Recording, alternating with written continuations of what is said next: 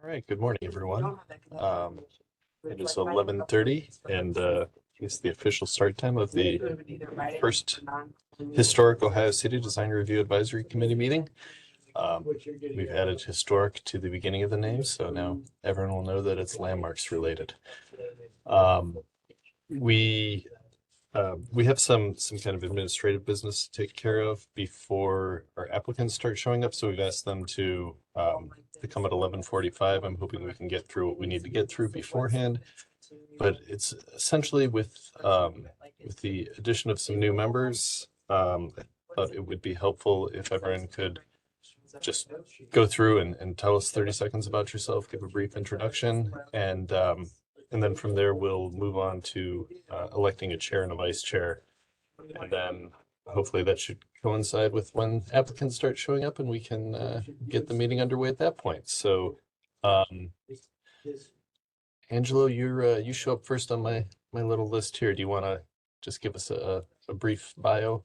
Sure, Dan. Hi, everyone. Angelo Trevisano. I live on J Avenue, so in the historic district. I have lived here for like 6 years. I think what I bring to the table is a deep knowledge of everything wood windows. And I think our district has a ton of those. So hopeful to be helpful. Thank you. Brant, you want to go next? Sure. I'm Brant Miller. I live on Woodbine Avenue, also in the historic district. I'm also an architect in Cleveland, a DLR group. And yeah, I think my background. Cool, thank you. Chris Persons, do you want to go next? Chris Persons. So I'm a registered architect. I work at Bialowski on the east side, but I live on West Boulevard. So I'm just outside this district, in the far west district. But I have a lot of experience with developers and getting those projects, particularly on new builds. So kind of bringing that experience to bear and managing those challenges within the context of the historic district. Great, thank you, Christopher. Margaret? Hi, Margaret Land. I'm the Director of Preservation Services at the Cleveland Restoration Society. I do not live in the district, but I have worked with a number of homeowners and building owners in the area over the years. Seems like an understatement, but Mara, you're up. Flaherty. I'm an architectural designer at Sandvik Architects. I don't live in the district, but at Sandvik we work exclusively on historic preservation projects, so have a good bit of experience in that. Very good. Nia? Hello, I'm Nia Marinucci. Also need to add that I have a sick little guy home with me today, so apologize for any background noises today. But I'm a architect. I live in Ohio City in the historic district. My practice is here. I have my own residential based renovation and restoration practice that I've been on doing for like the last 6 years or so. So that's where I'm at. Cool, thank you. Mr. Talley. Hi, Phil Talley. I am a architect with City Architecture over on the east side. I was previously on Monroe Avenue before moving outside of the district, and I've done a number of projects in Ohio City. I'm just happy to be on board. Great, thank you. And then Whitney. Hi, I'm Whitney Anderson. I am also a resident of Ohio City. I live in the historic district. I built new construction here, so I have been an applicant through this process. My background is in urban planning. I'm not working in the field at the moment, but I do have my master's from Cleveland State. I work as an interior design consultant and an artist, and I have a studio at 78th Street Studios where I own a collective. Very good, very good. Thank you all. I feel like we needed a ball or something to toss back and forth like those when I was at kindergarten, or maybe we're too old for that. So at this point, before we actually officially start the meeting, we do need to elect a chair and a vice chair. Staff has had some discussion about it, and we feel that for continuity's sake, we think that Nia Marinucci would make a great chair and Phil Talley would make a great vice chair. Our hope is that, the chairperson serves for, 1 or 2 2-year terms, and then, we envision the vice chair stepping into the chair role, and then a new vice chair kind of learning the ropes and kind of making a nice continuum of fluid reviews. So we will need an official nomination from one of you committee members, and a second.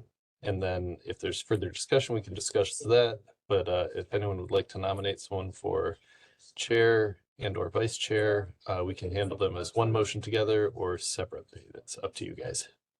I would love to nominate Antonia Marinucci as chair and Phil Talley as vice chair. I will second.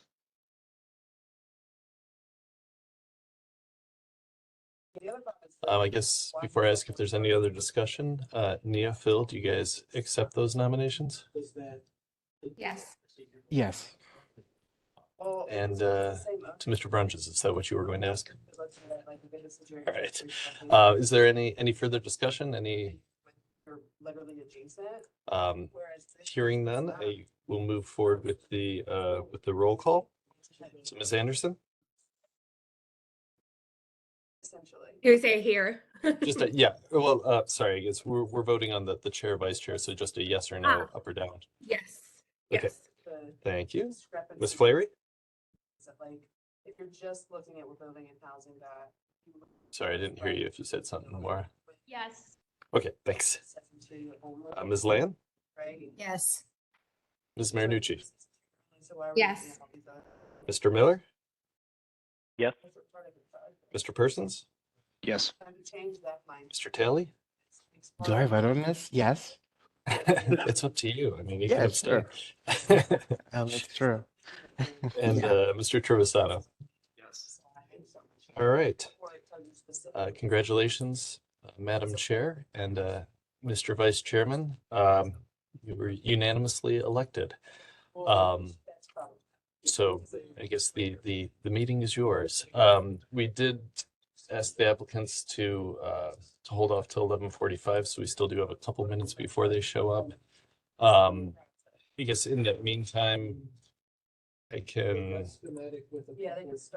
go over just a few details of kind of our new situation, if you want, since we do have at least 5 minutes. So just to make sure everyone's on the same page, these are the rules that Director Wong emailed out a few weeks ago, but I don't know if all the newest members received them. So just wanted to go over. The Planning Commission passed this a couple of years ago. They established Design Review Committee membership terms as being 2 years in length. So when we appoint a new member, we also have the option to do a 1-year probationary appointment. So in theory, with 5 allowed terms, somebody could serve for either a total of 10 years or potentially 11 if they do that probationary appointment. Since everyone's just got appointed at the same time, I'd like to figure out a way to stagger it so we don't have, 10 years from now, all of a sudden, a wholly fresh committee, because I'm sure you're all planning on doing this for at least 10 years, right? So we'll figure that out as we go along. I was talking to the chair of the Landmarks Commission last night about some of those details and just kind of bouncing around ideas. But as I said, it's, you're limited to 5 terms, after which point, if you're, still interested in serving and volunteering, we're happy to help find another committee for you, or, some other way you can help.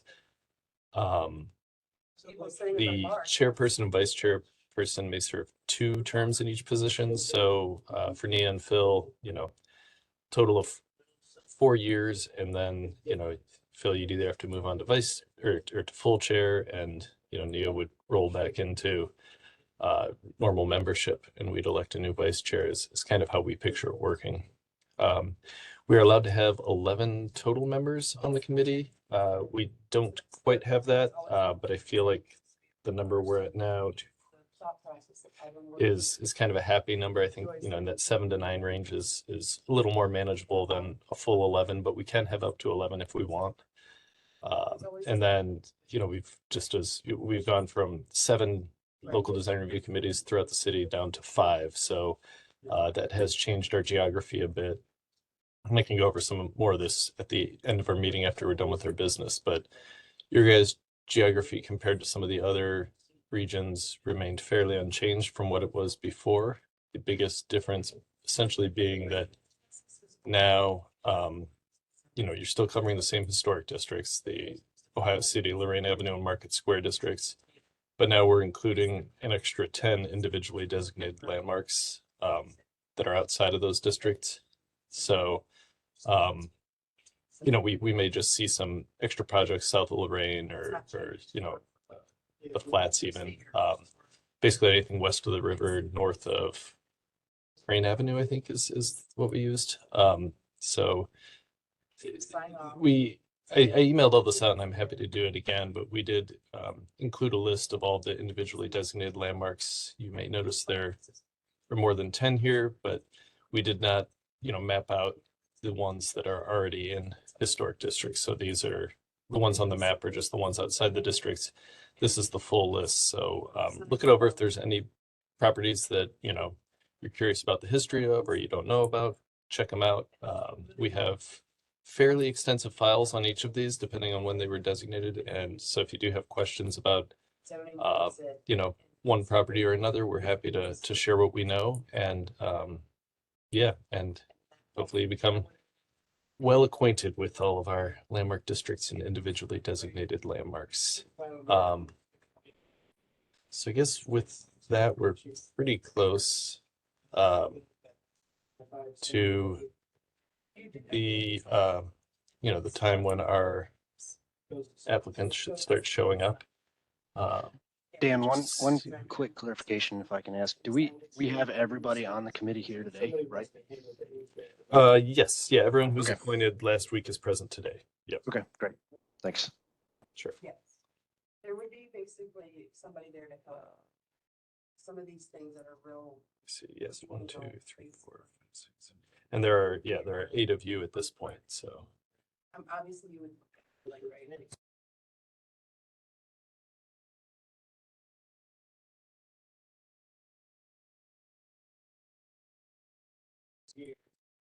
talked a little faster than I had planned, so we just have a couple minutes until it looks like one of our applicants here, but we do like to kind of keep things in order, the agenda, so we will wait until it's well, actually our first applicant is here. Just didn't recognize her. Yeah, so I guess in just a moment I'll go through our preamble. For those of you who are new to the committee, at the beginning of each meeting we kind of read through what we refer to as the preamble, but it's basically a summary of our policies and procedures, how the meetings operate, how they run, a bit of process, and then just some kind of details about Robert's Rules of Order and public comment. So it may feel a little redundant, but we think it's important to do at the beginning of every meeting, just so that applicants can clearly understand, what the process is, where this fits into it, and where they are. So with that, I'll start getting through this since it looks like we have more applicants showing up. This is the what date is today? The April 3rd, 4th? The April 4th meeting of the Historic Ohio City Design Review Advisory Committee. To go over the virtual meeting regulations and procedures. The meeting shall be conducted according to Robert's Rules of Order. Actions during the meeting will be taken by roll call vote. Recusal due to a conflict of interest should be stated for the record prior to the start of any presentation. The recused committee member will then leave the meeting for the duration of the case discussion, or at least blank out your camera and mute yourself. The chair will then call the meeting to order and ask for a roll call of the committee.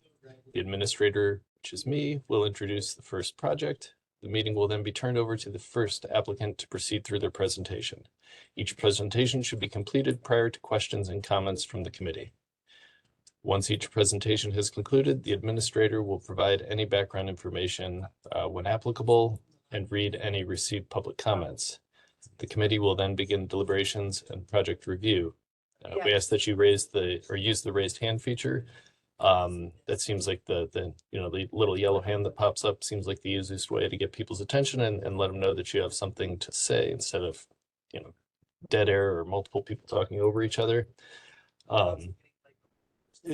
As well as that, a lot of times when a project's good or everybody has a very similar comment, I think there's a tendency on these committees to everyone kind of say, I agree, and then reiterate it.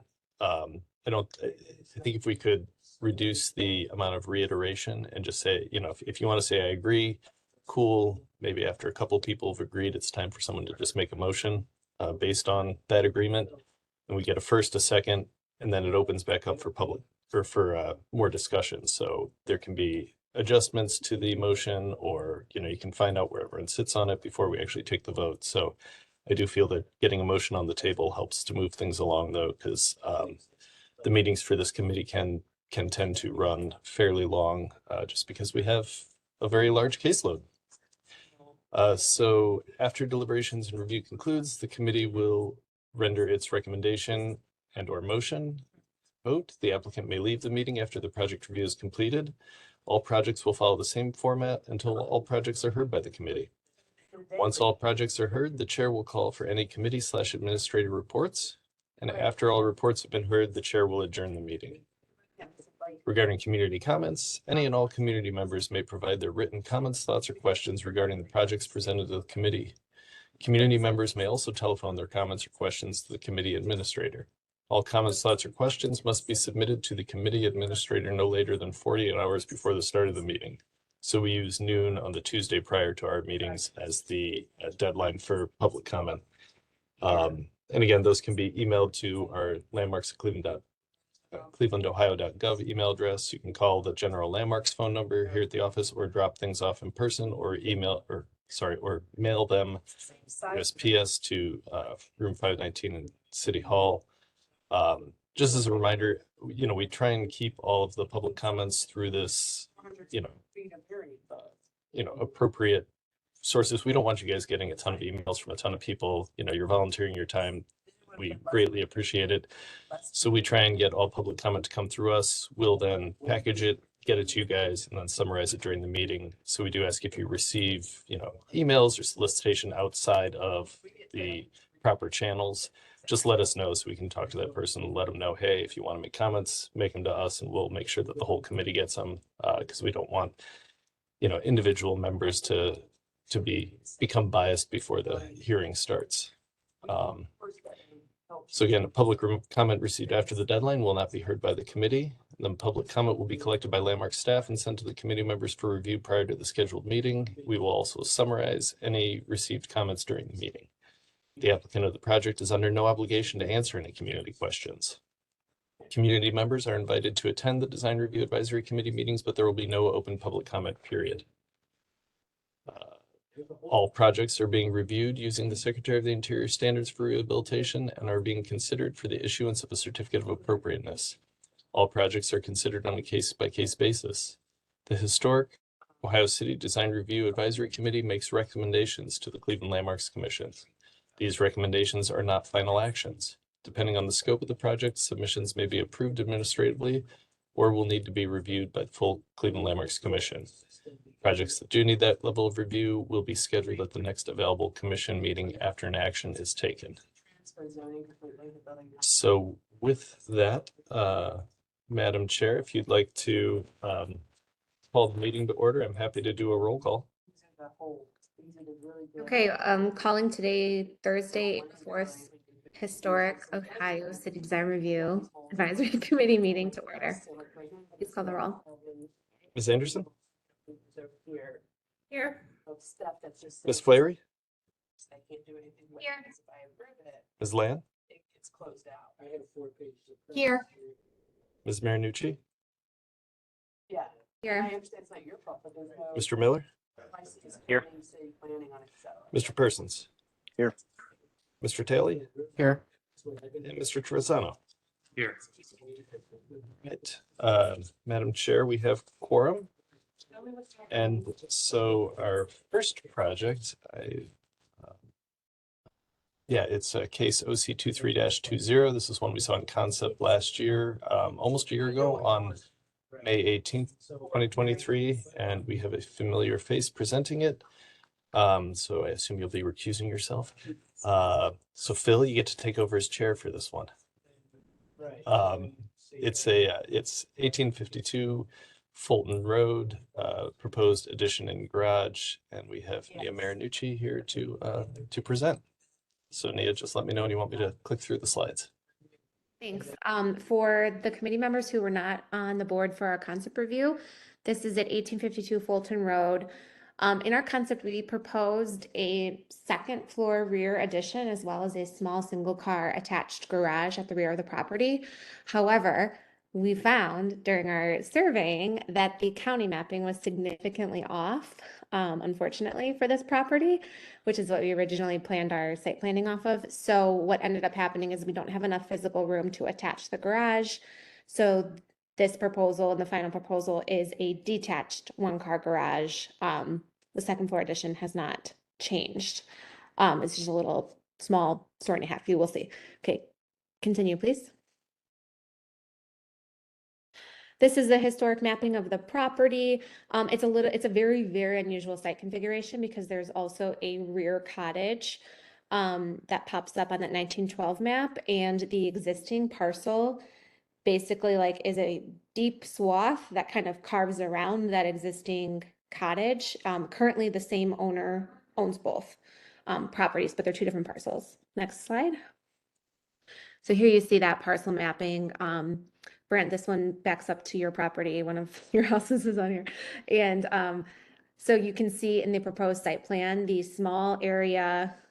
I apologize. Now that I'm looking at this, I can see that I did not shift the house back on the existing site plan. But the second floor addition is over a first floor existing laundry room, powder room.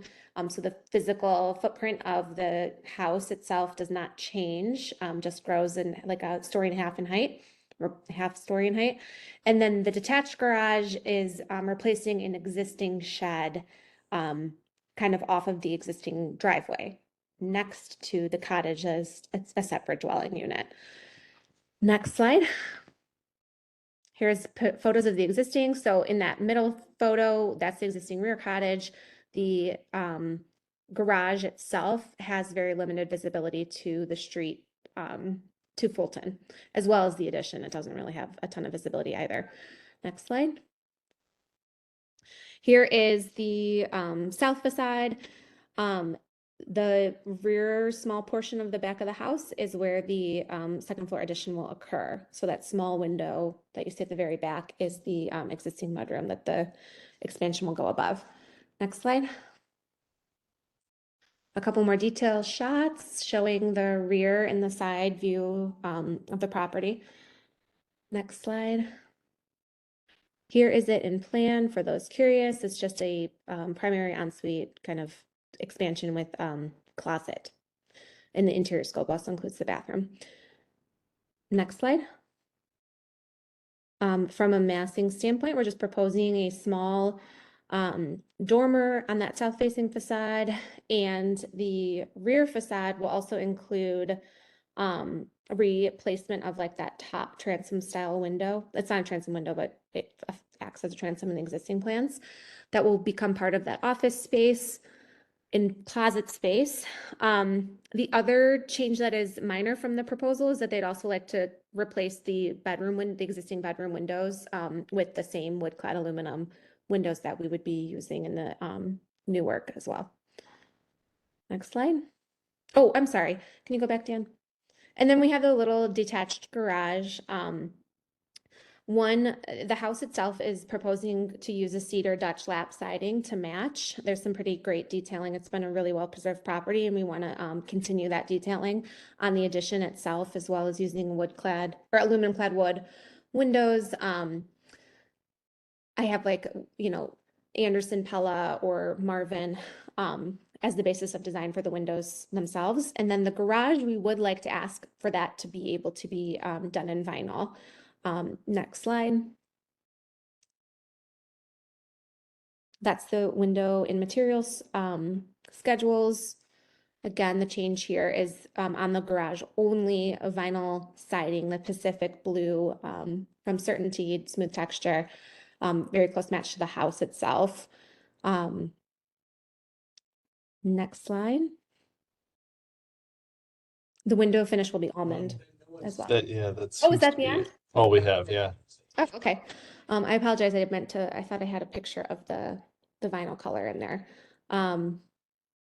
So yeah, that's the main impetus of our change, is that we did not have the physical site space that we had hoped to have. So any questions?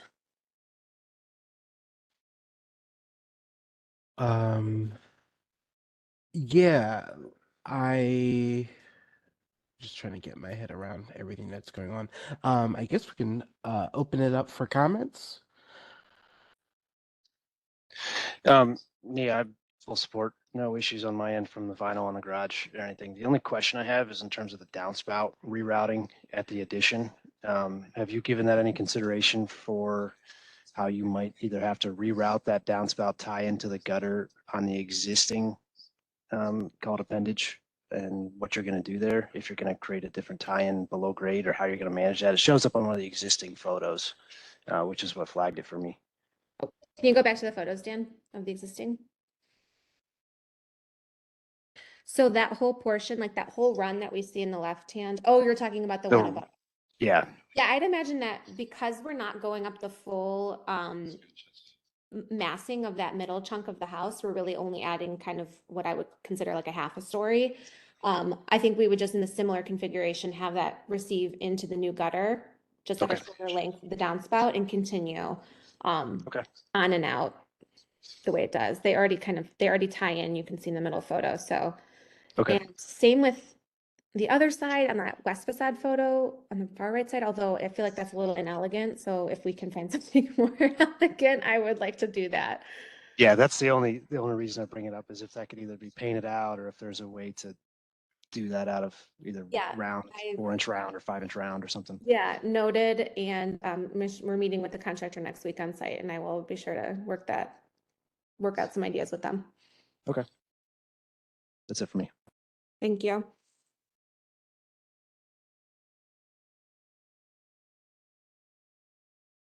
I can definitely support this as presented. I would be happy to make a motion if there are no other committee members that want to join in. Then I will make a motion to approve as presented with consideration for camouflaging the downspout. I'll second.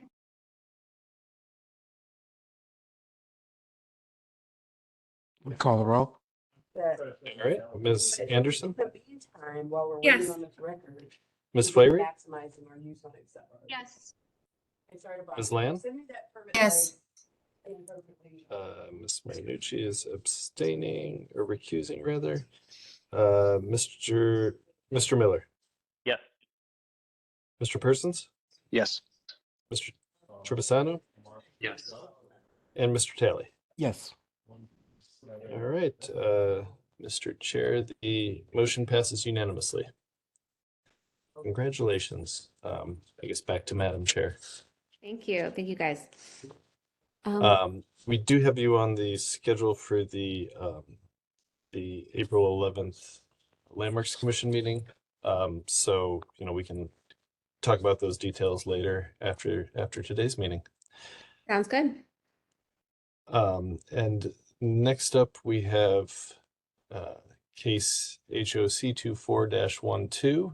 That's 4601 Lorraine Avenue in the Lorraine Avenue Historic District. This is for a storefront renovation.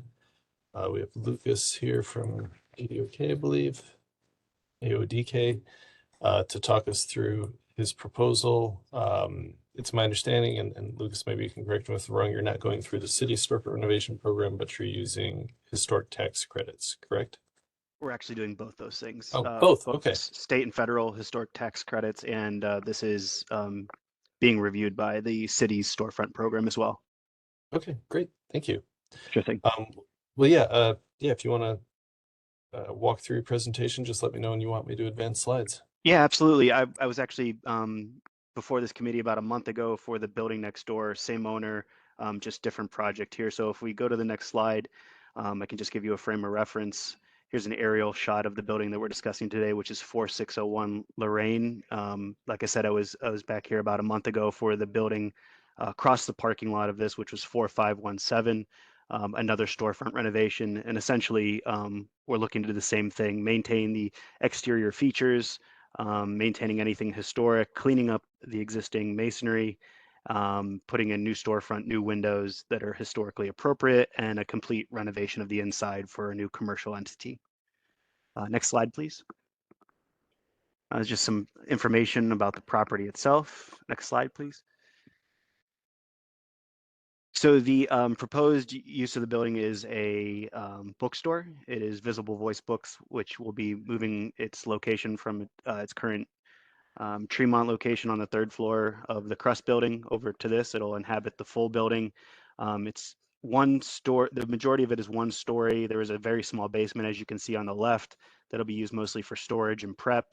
And there's also a very small 2nd floor that'll be an office for the bookstore, but the majority of it will be the storefront area, which will be kind of your typical point of sales, but also a small coffee bar, potentially small cocktail bar, and then the large open area that was discovered, we'll get into, of the building will be the will contain the majority of the actual bookshelves themselves and seating areas, as well as a small performance space. Next slide, please.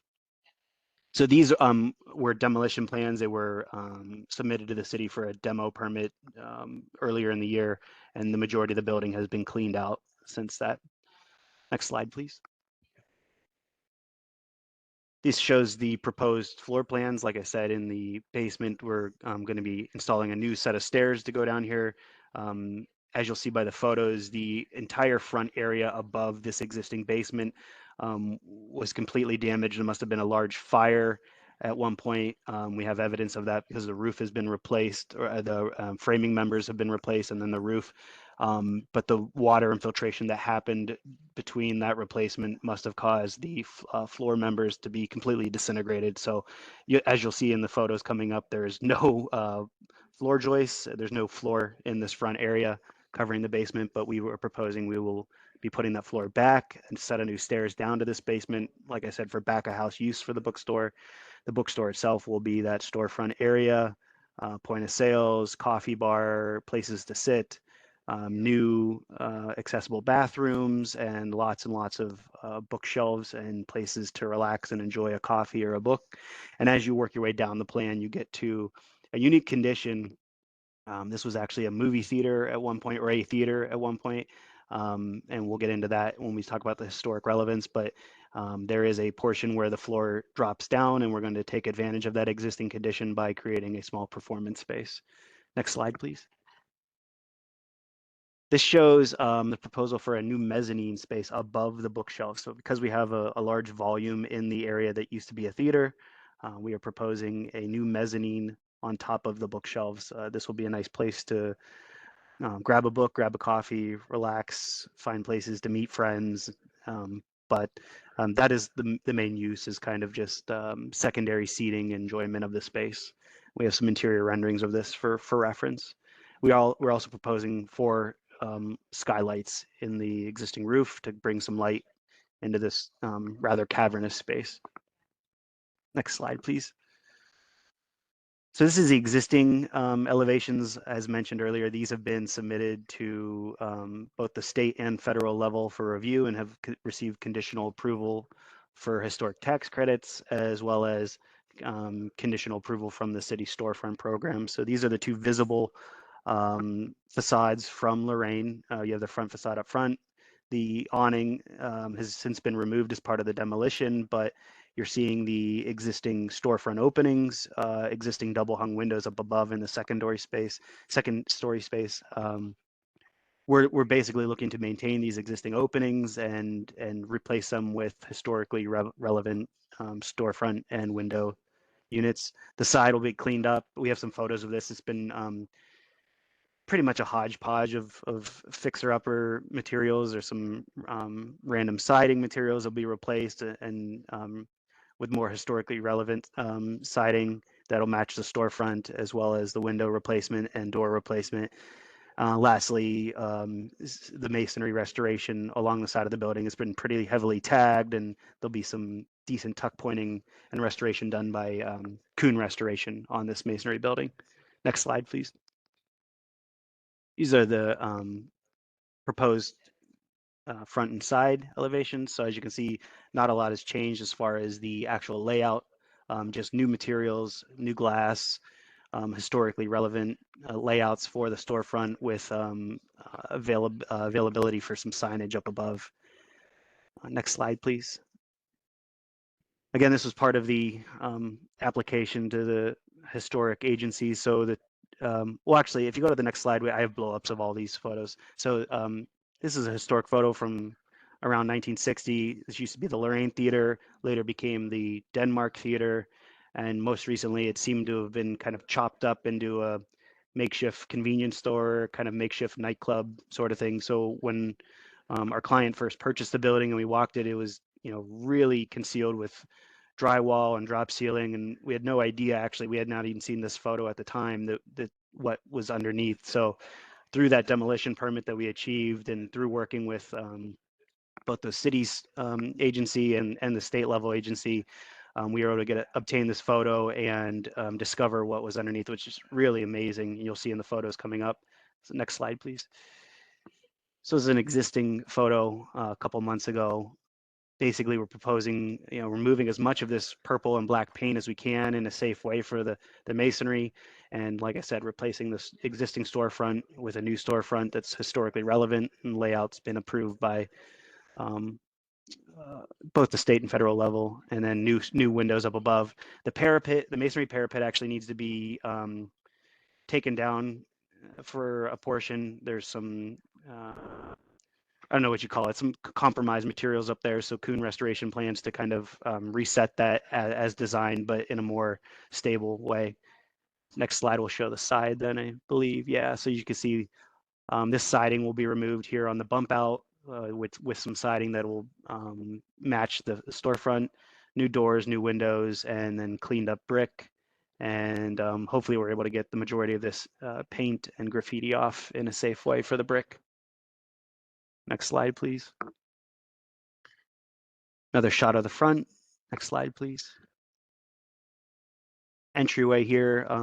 Hoping to maintain this terrazzo stoop entryway, but it's pretty damaged. So if it needs to be replaced, it'll be replaced with a similar tile or material. We really like the look of it, but it's pretty cracked up.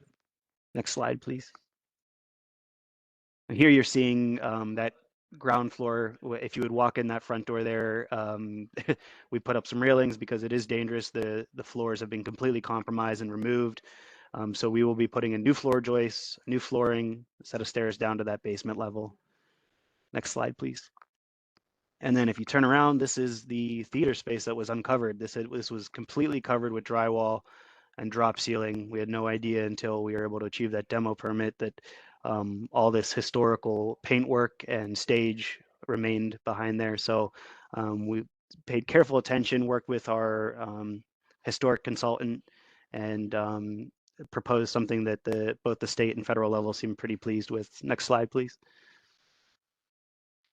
Documented the painting. A lot of this plaster work will have to be redone because of its existing conditions. So, but we are proposing all new plaster, not all new plaster, but the plaster work being completely refurbished, all holes patched and repaired, and the paint, we're going to try and maintain most of the paint, but wherever it needs to be, it'll be replaced with the same patterning that was historically relevant from the beginning.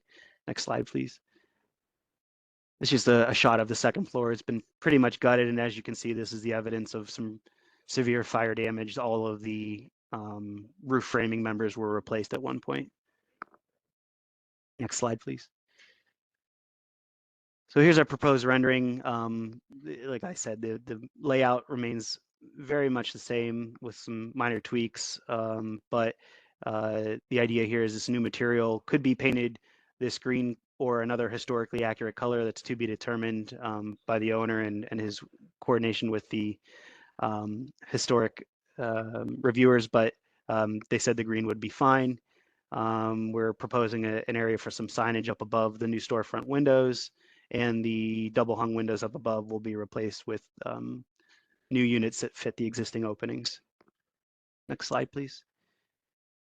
And I had mentioned the bump out on the side being being reclad in this similar material and painted the same color as the storefront. Next slide, please. This is just a reference. This was the building on the left, which I was before you about a month ago in a similar sense. Next slide, please. Next slide, please. And then we get to the some of the interior. So this just gives you a sense of what we're proposing with the bookshelves, with a new mezzanine floor above. Both the state and federal level seem to enjoy this concept because it provides a unique perspective of the historic walls and the historic volume. We kept them 4 feet off of the historic plaster walls, so they're not intervening with it at all, but also gives you a new perspective. If you go to the next slide, you'll see it from the other angle with those new skylights bringing light into the somewhat cavernous theater space. And then the last slide, I think, shows an angle from the mezzanine level and how you might get to enjoy these historic walls. I used a photograph of the existing wall conditions. These, like I said, will be completely refurbished plaster, and the same painting motifs will be replaced on there as well. I think that should be it. Oh, this is our conditional approval from the state and federal level. And then keep going, I believe the storefront letter is in there as well. That's still SHPO. And then here's the storefront letter from Terry Sandy. So we are in for a building permit for the interior renovation now. And that's why I wanted to get in front of you guys today.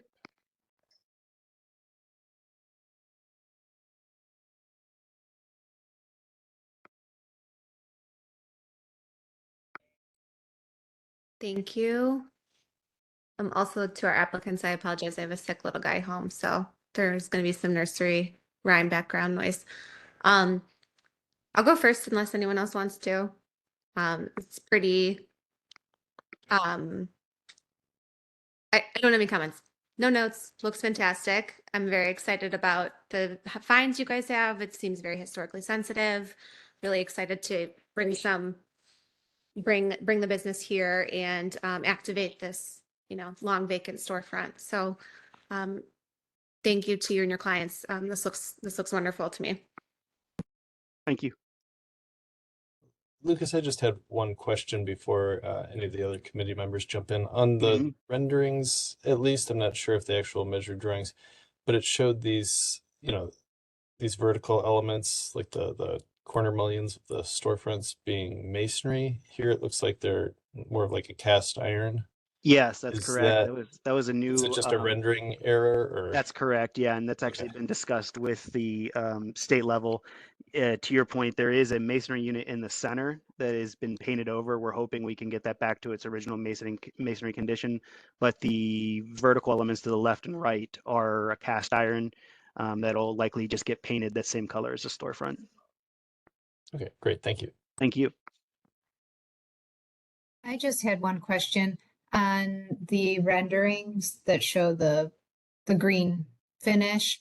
It looks like at the base that on the left view, there's the detail in that panel below the window, but in the right, it looks smooth, and on the drawings, it looks smooth. So which is it? Yeah, that's a good point. And we're actually coordinating with the GC now. Our hope is to maintain what's existing.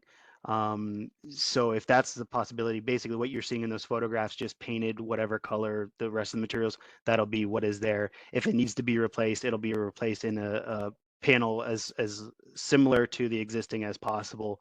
Okay. But all of our storefront details need to be submitted both to the state and federal level for their approval as well. All right, great. Otherwise, excellent. Thank you. Thank you. I had a couple questions. First question was about these arched top windows in the front. I think you said that they were going to match the openings. I think the existing ones just look like flat top, conventional rectangular windows. Can you just add a little bit more detail on that? Yeah, absolutely. So you're correct. What was placed in there, I don't know what date, probably a time of the second floor was being renovated. Rectangular windows were placed in there, and you could see the filler. I don't know, Dan, if you can go to one of the existing photos to reference the kind of filler material there you're seeing it from the inside. It is our hope to have arched windows, historically accurate arched windows in there, but we're coordinating with the GC, and again, those will be, the shop drawings for those will be submitted both to the state and federal reviewers at the historic tax credits. Will that come back to us? That's a good question. I don't know. Dan, do you know if it ends up coming back here? So typically in a case where you're utilizing the tax credit, either state or federal, and going through storefront renovation program, unless there are significant changes, we don't see it again. And you guys are kind of the final level of review. The standard practices, if it's getting storefront renovation, it's going through the storefront renovation program. It's going through its own design review process with the design specialist there. And then, once you guys have your say on it, if everyone's in agreement at that point, then we don't take it to the full commission. But, again, when, things go to the state and federal level for SHPO and National Park Service review, if there are significant changes required, we might bring it back to you guys. But typically, from my experience, any changes are small and typically only make a project more adherent to the Secretary of the Interior standards. So I don't imagine it would come back, for a small detail. But if you have thoughts like concerns on the windows, something that you really, if you want to ensure that they're going to be arch top and not replaced with a condition that they're in now, you could work that in as a condition of the motion.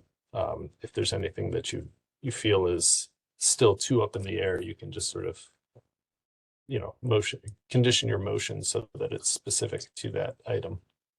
Thanks. I had two other quick things. The other one was are we stripping down some of that that motif, that paint that you've shown in some of these and replacing that, or will that remain? And also, has that been tested for lead-based paint? It has been tested for lead-based paint, and I do not believe it came back hot. So we're good on that front. The level of replacement versus repair is TBD based off our plaster specialist. So a plaster restoration specialist has been assigned to this. He is quoted to take care of it, and then essentially he was very upfront with us. He's like, a lot of this is going to have to end up being new plaster because of existing conditions. So based off of that, there will be some replacement, but the level of replacement is unknown until he can get in and do his level of restoration. I think it's a really cool concept how you're keeping it. I was just curious about whether there are any lead issues there. My last question was about the parapet.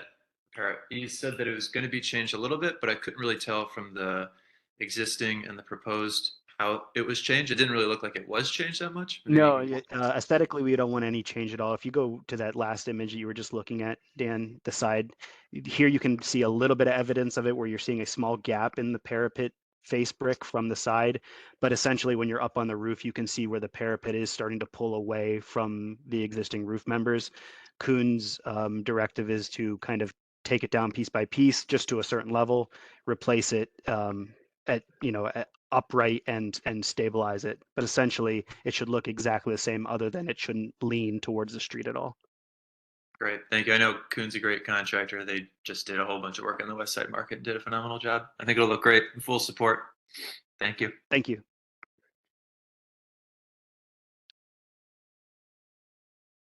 I have just a couple of very small comments. It sounds like the green color for the exterior is a little uncertain, so I just wanted to share that I really like the color. I think it feels both fresh and appropriate, and I don't think that it's a color. I live very close to this building, and I don't think that it's a color that we see along this stretch of Lorraine. So I do think that it has a way of standing out in a very positive way. I don't know if we're really allowed to make comments about the interior or not. But for the painting on the inside, I guess a question, will it appear new once the plaster is replaced? Like will it appear like the painting is completely intact? I guess like right now you have that worn, distressed look. Yeah, I think a bit of that is to be determined. It is our goal, like I said, to maintain as much of it as possible. It's kind of a balancing act between what gets replaced for integrity reasons of the plaster. Like as you can see, the lower level, obviously, there's a lot of damage, and the fear is that as the plaster specialist gets in there and starts to peel away at some of the areas, how much actually comes off with it, how much has water damage or other sorts of damage behind it. He was kind of showing us as you knock on the wall, whenever you can hear it being hollow, that's where it's likely going to come down. If it sounds pretty solid, then it can be maintained. So it's going to be a bit of a balancing act to answer. It is our client's directive to try and maintain as much as possible, but we do know just, maintaining expectations, a lot of it will have to be replaced, unfortunately. And the other part of it is just usability. We don't want it flaking off and creating dust or not hazardous, but unwelcome conditions for patrons. So we do want to make sure it's clean and looks nice as well. Okay. Yeah, I mean, I rather like the worn look.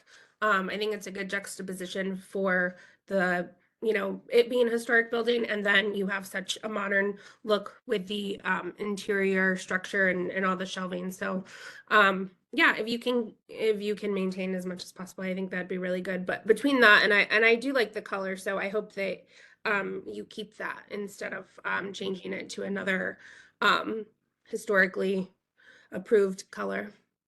Thank you. Yeah, we like the green as well. I think the owner just wanted to keep his options open, but it seems like everything is leaning that way at the moment. Yeah, I think like I said, I live very close, so this is just an exciting use for the building. Thank you.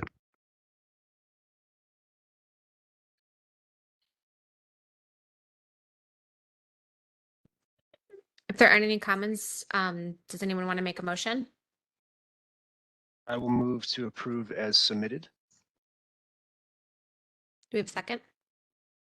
I'll second that. Thanks. Dan, call the roll. All right, hearing no further discussion, Ms. Anderson, Yes.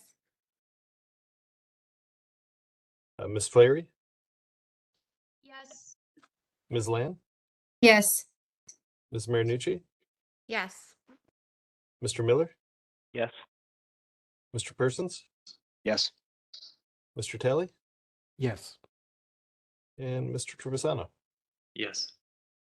Madam Chair, the motion passes unanimously. Congratulations, Lucas. Like I said, since this is going through storefront renovation program or policies, that it doesn't have to go to the Landmarks Commission. So just keep us in the loop on that. I'll contact Terry, let her know it's been approved at the local level.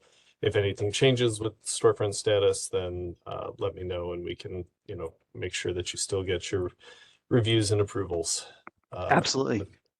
Thank you very much. Thank you, everyone. Appreciate everyone's time. Then next up, we have case HOC 24-13 at 4021 Whitman Avenue in the Ohio City Historic District.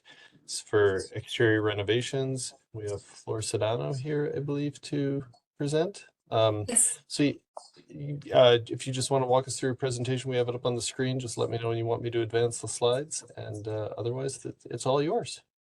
Okay, thank you. Hi, good afternoon. My name is Flor Sedano. This is my husband, Josue.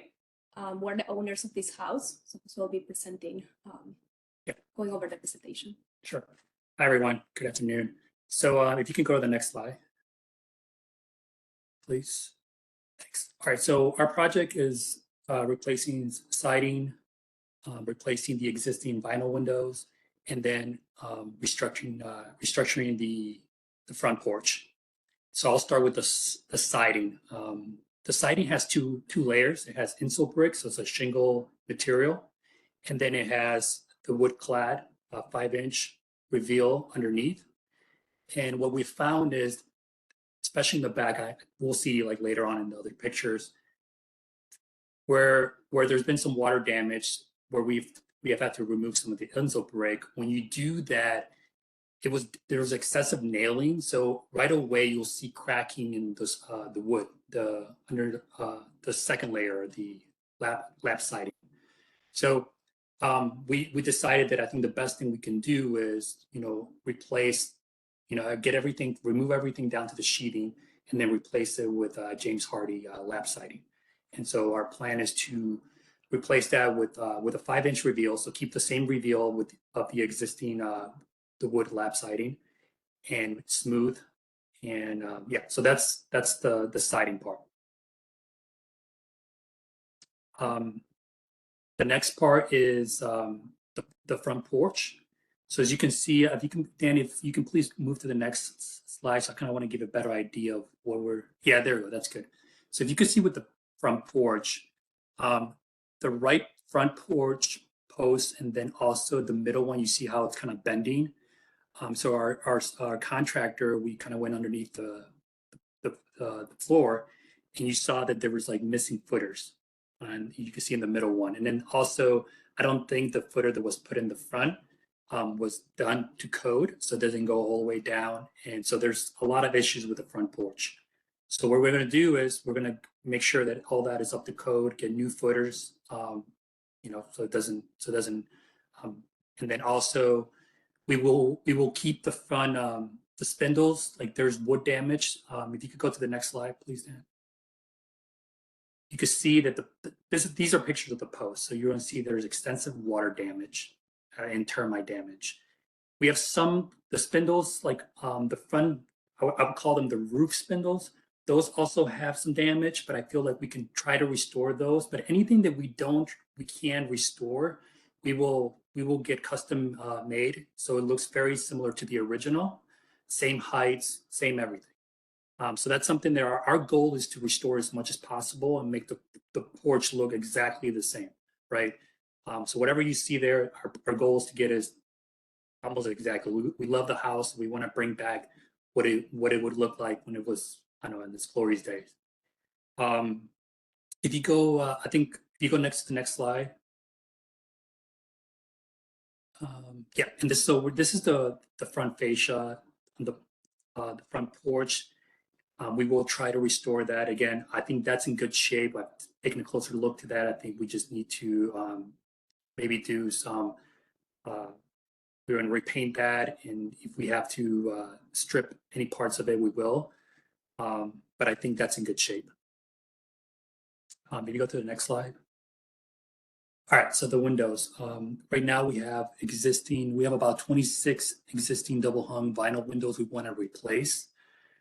And the reason is, like, the vinyl windows right now, they're not in totally bad shape. I mean, I think you could still probably get a couple years more, but since the goal is to get, replace the siding, get it down to the sheathing, I think this will be a really good opportunity to get new construction windows to make sure there's no rotting around the openings of the window. So I think it just makes sense to just, get this done too with the windows. And what we plan to use is Marvin, the Elevate model of Marvin, the composite. And that would be with all 28 windows, or 26, sorry. Next slide, Dan, please. Yeah, this is just another picture of the front windows. Next picture. And this just gives you, I'm sure you guys are familiar with Marvin. This is the Elevate model. The color, I think, is in the. Yeah, I'm sorry. You guys are probably interested in about the color. So yeah, so it's going to be a black and black. We have the theme in the previous page, so you can. I think it was like maybe page 4. If you can move to the previous slide, please. There you go. The second. No, but that's the paint for the house, the siding. Yeah. Yeah. So yeah, so if you could look at that theme, I don't know if you guys can zoom in that, but if you can see, that's what we're trying to go with the theme of the house when we paint it. And then the windows will be black, black in exterior and interior. No grids. We want to keep it as is right now. There's no grids, no window grids on the house right now on the windows. So we want to keep that. Yeah. So if you go back and skip to the where we left off, Dan. Okay. So this is again, these are the specs of the window. We also looked at the ultimate version of Marvin, and this is the wood clad. And you know, with everything else we're doing in the house and with our budget, I mean, there's extensive renovations, especially with the front porch and all the siding. We feel like this is a good material. It's better than vinyl, right? From what I've seen and what I've read, the composite material. So hopefully that that doesn't cause any issues. Maybe you could go to the next slide, please. Yeah, so this is some specs of the James Hardy. We want to do smooth, 5-inch reveal, and then we're gonna get the prime James Hardy, and then we're gonna get to paint. We move to the next slide. All right, so this kind of goes back to what I mentioned in the beginning of our presentation. As you can see, there's parts in the back where there was extensive water damage, and we had to remove that to prevent any termite damage, especially in the summer. And that's when we realized that when you're taking off the insole brake, it's almost impossible not for the wood clad underneath to not crack. It's almost impossible. And even if you were to get it off, there'd be so many holes in the wood cladding, right? So just the amount of work they would have to do to go over that, I don't know, it just doesn't make sense to do it. Okay, so if you go to the next slide, please. And this is just pictures of the neighborhood. This is on the east side of Whitman, if you want to call that, closer to the church. Next slide. Yeah, and this is the neighborhood. These are our neighbors. As you can see, there's some houses. Just want to point this out. And our neighbors, like to our right and left, they both have vinyl windows, right? I think the front house also has vinyl windows. And again, we're using, I think, something better than vinyl. So just wanted to point that out. Next slide. There's another picture of our neighbors. And I think that's it.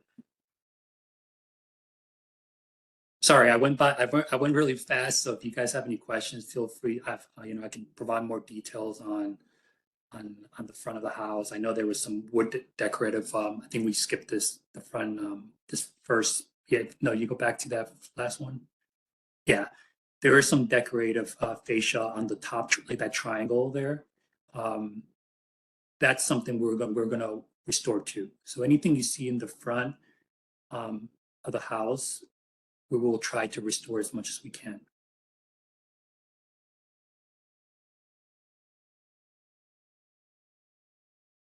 Happy to answer any questions, comments, concerns.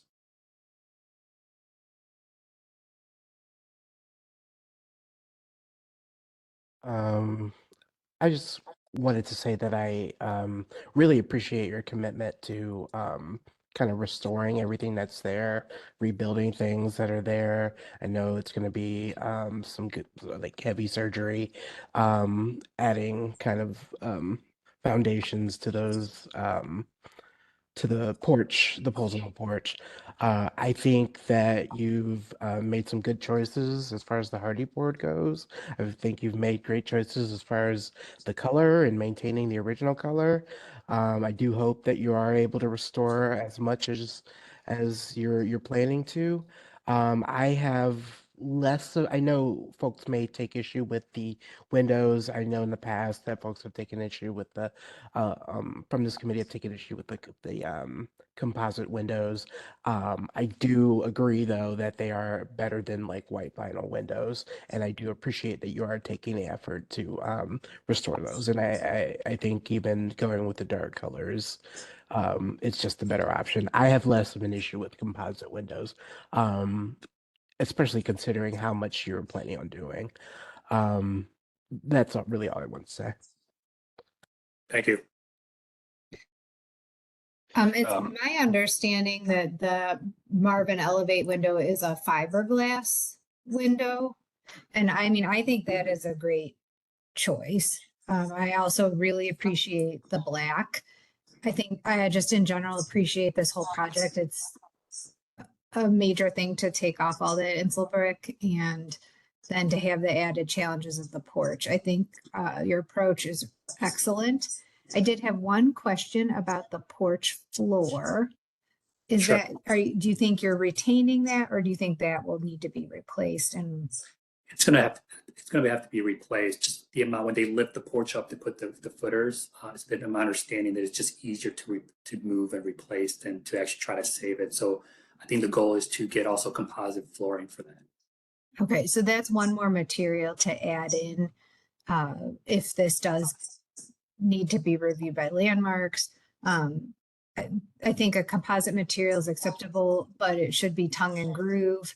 And be sure to keep that overhang rather than having the base of the porch meet the tongue and groove. Make sure it maintains the overhang.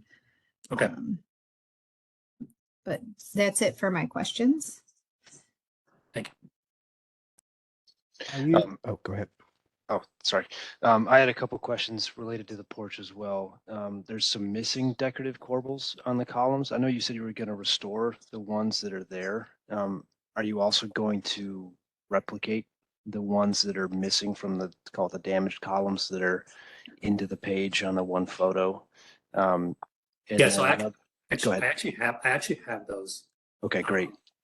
So I have those that were taken where that support post is there. Mhm. So those have to be removed. So I have those, and we will restore those. Okay, great. And then related to the installation of the hardy board siding, just the treatment of the trim at the outside corners around the windows. Just wondering if you've thought about that yet, and if you have, just kind of if you could talk about how you're going to treat the outside corners. Are you going to use vertical trim boards? Are you going to try and kind of do a lap siding approach where you kind of do every other course to create a seamless corner?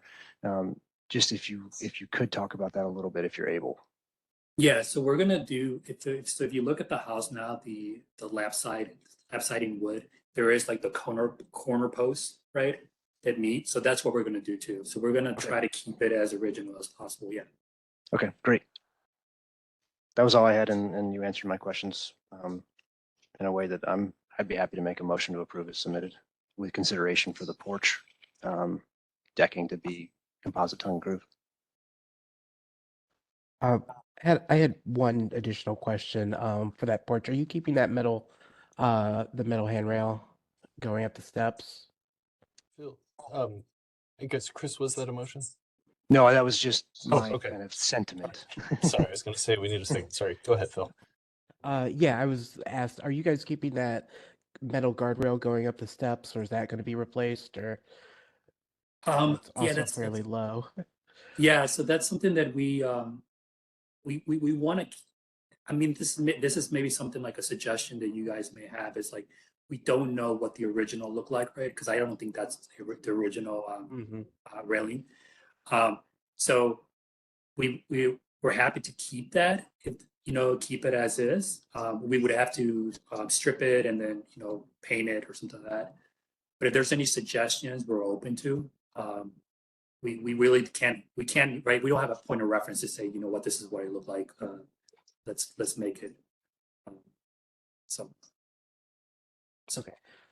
I might turn that over to my committee members to see if anybody has a good alternative. It probably didn't even have a handrail when it was very first built. Mhm. So, maybe maintaining that would be fine, or if you feel that you need to replace it, something simple that doesn't detract from or compete with the decoration on the porch would be my recommendation. I don't know if Nia or anybody else has a thought on that.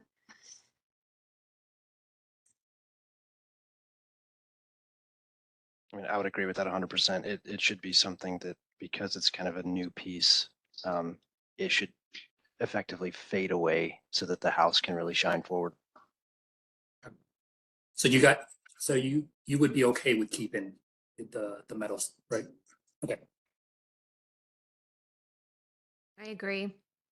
And I agree with the rest of my colleagues' comments. So, I know we've discussed this before as neighbors. So, I know that you guys are very well intended on keeping the integrity of this property and really restoring it.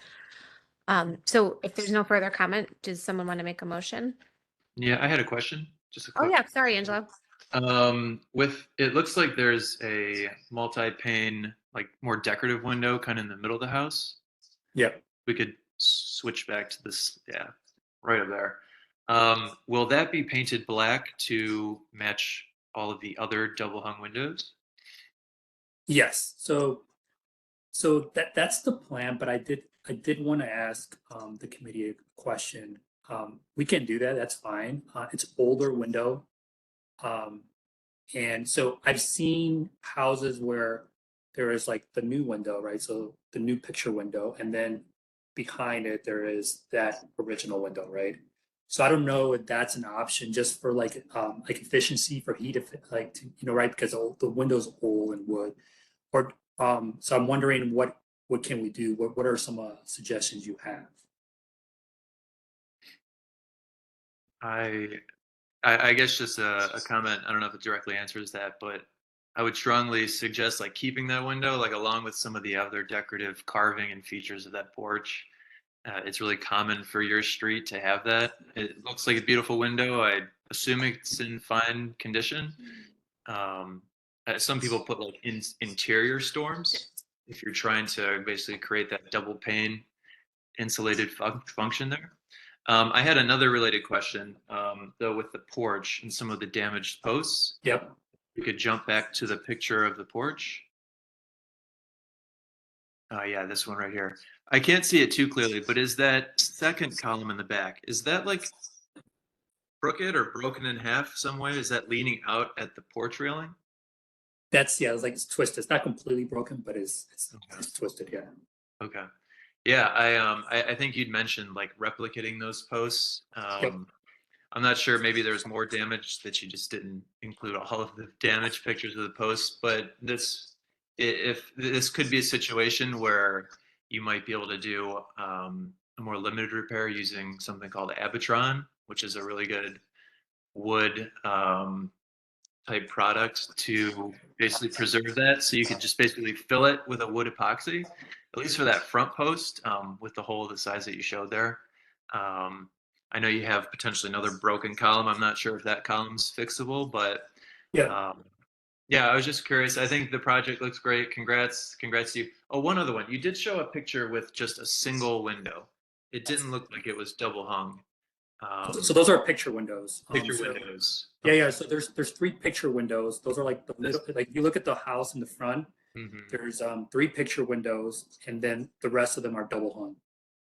So if you look at the front house, yeah. So there's a that middle one in the first floor is that's a picture window. Then the one you pointed out, that's another picture window, right? Yep. Mm-hmm. And then the rest are double hung. So that first floor front picture window will remain a picture window? Yes. Okay. And that's going to be from like the same series of windows that you were proposing for the. Yes. Yeah. Cool. Yeah, that's all my questions. I would move to approve with if we can keep that front multi-light window in front and just kind of preserve really the magic of that porch with its carvings. I'm not sure how we can integrate that into a motion, but I think it looks like a beautiful project. It's gonna really look great. So Yep, you know, we're excited. It's been a long process to get this going, so we're excited to start.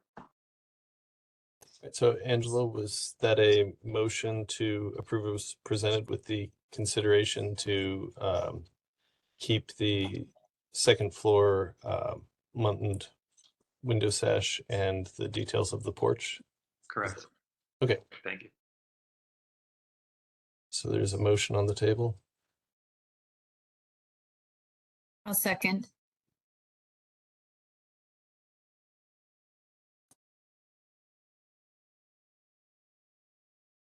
Roll call?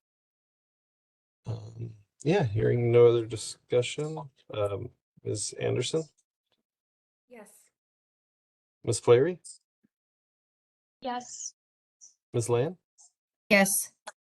Ms. Marinucci, Yes. Mr. Miller, Yes. Mr. Persons, Yes. Mr. Taylor, Yes. and Mr. Trapisano. Yes. All right, Madam Chair, motion passes unanimously.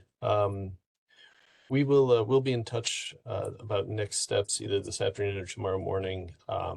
You know, if there's a Landmarks Commission meeting next week, but it sounds like this committee is definitely in favor of your project. So we'll review it as staff and let you know if it needs to go to the Landmarks Commission or if we can just handle administratively from this point, since it's overwhelming support. But we Yeah. will be in touch. So thank you. Thank you. I appreciate your time, everyone. Thank Thank you. you. Oops. Is that right? Yeah, so next up we have case HOC 24-14, 3906 Fulton Court in the Ohio City Historic District. This is for exterior renovations, and it looks like we have Daisy Goddard here. So Daisy, if you want to walk us through your presentation, it should be up on the screen. Just let me know when you want me to advance the slides. Hi, sorry, I cannot get my my camera to work on my laptop, so I apologize that you can't see me. But hello everyone. I want to give a little bit of background to this project. So this is the first property that I've ever purchased, and I purchased it with a FHA 203K loan. So I do have a renovation budget. Currently, I'm sort of in a legal battle with my lender because they did not necessarily follow the FHA guidelines while like before I closed. So after I closed, we discovered active termites. And then a couple of months after we closed, the house caught on fire, and I found out the same day that my insurance had lapsed, which is kind of the issue that I'm with my insurance. So I just wanted to mention that because that has kind of guided a change in some of our decisions from what we previously wanted to do with the property. But I am working with a really great architect, Gary Fisher, he's actually the director of the design review board in Lorain City, sorry. But if you want to go to the next slide, please. You can see that it's on Fulton Court, so it's just off of Lorain, and it's right next to the library there. If you want to go to the next slide, please. Thank you. So you can see right now it's pretty ugly and doesn't look very nice because of the fire damage and everything. We really want to keep the building as historically accurate as possible. I believe it was built around 1890, and it would have been used as lodging for local labor workers. So naturally it would be a fairly plain building anyway. I haven't managed to find any photographs or anything of it originally or at all anywhere.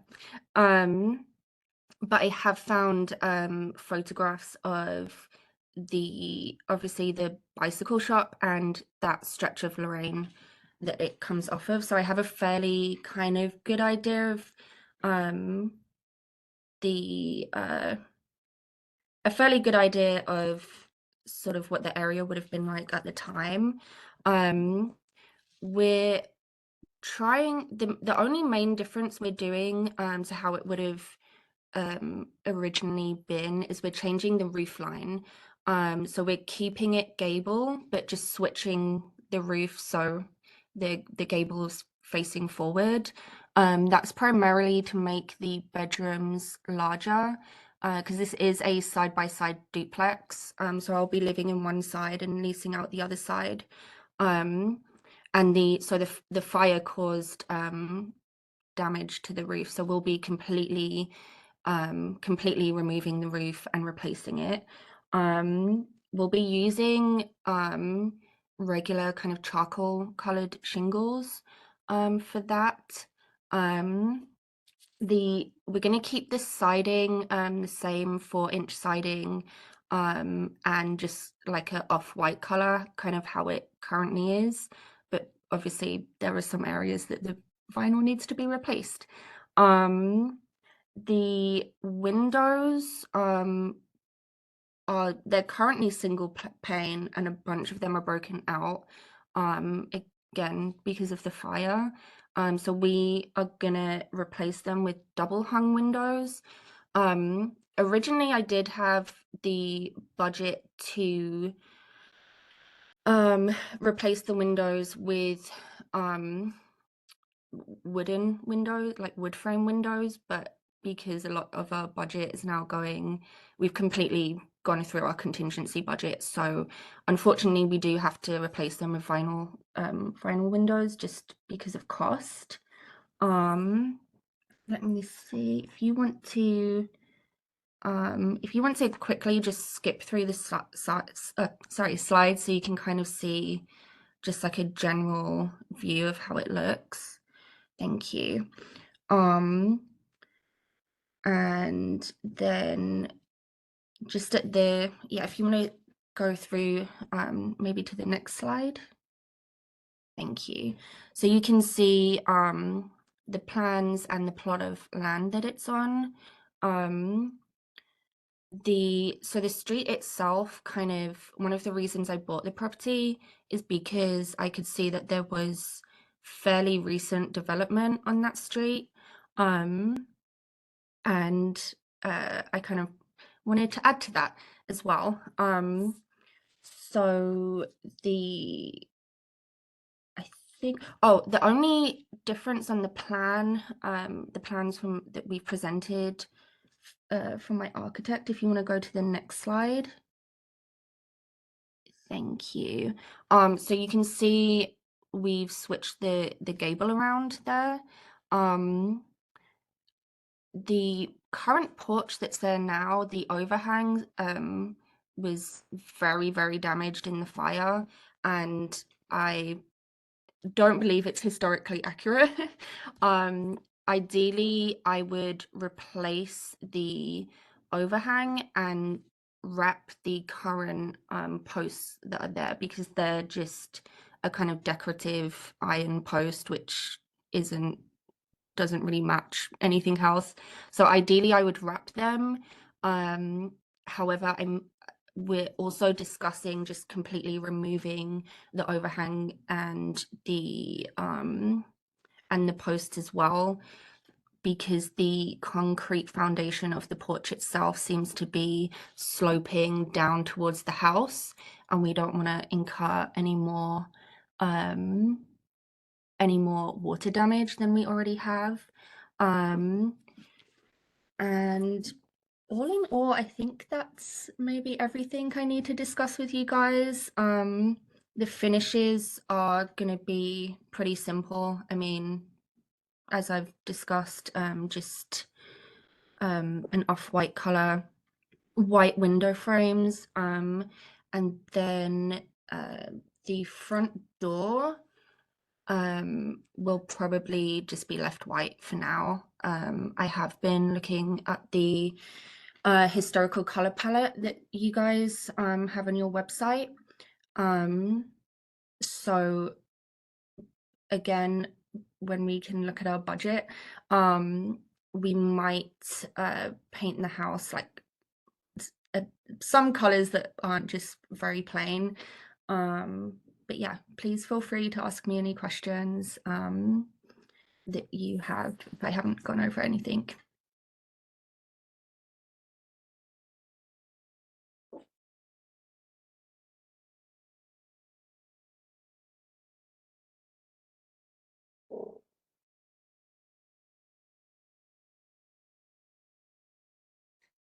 Thank you, Daisy. I will start if anyone else doesn't want to. Typically, this body is hard. We are typically not, I'm sorry, we're typically not in favor of or don't often approve vinyl in terms of siding and windows in the historic district. Though I think one of the considerations to vary from or one of the considerations is definitely hardship, which I could see a great argument for in this particular case based on the condition of the home, and the fact that you are trying to save a lot, save this house effectively, and I think that does matter and is considered when we do kind of make concessions in otherwise things that we wouldn't otherwise approve. Yeah. It's also it's an alley home on the court.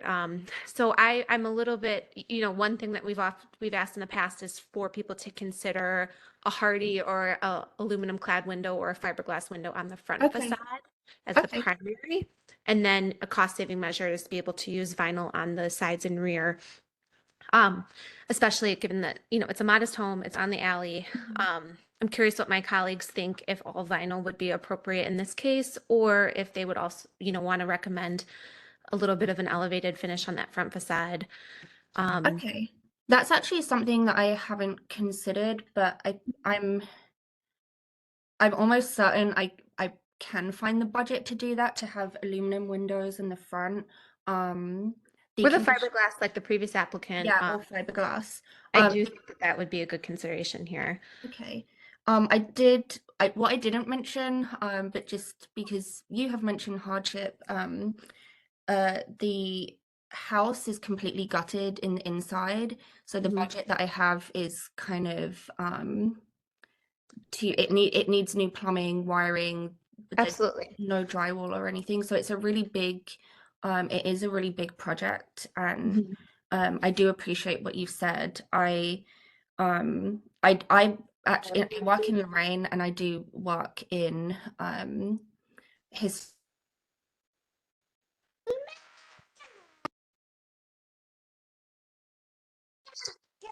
which is specifically why I chose Gary Fisher to be my architect, because that's also where he focuses a lot of his work on as well.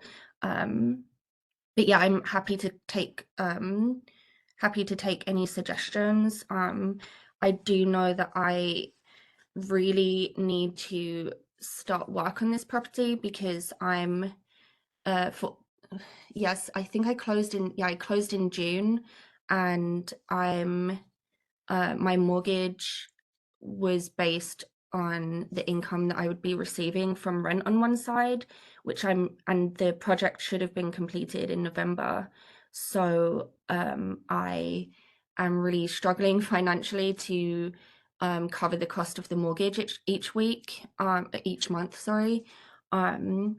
So whatever I can do to make you guys comfortable with moving ahead, I'm happy to agree to, because I am going broke paying for this mortgage right now.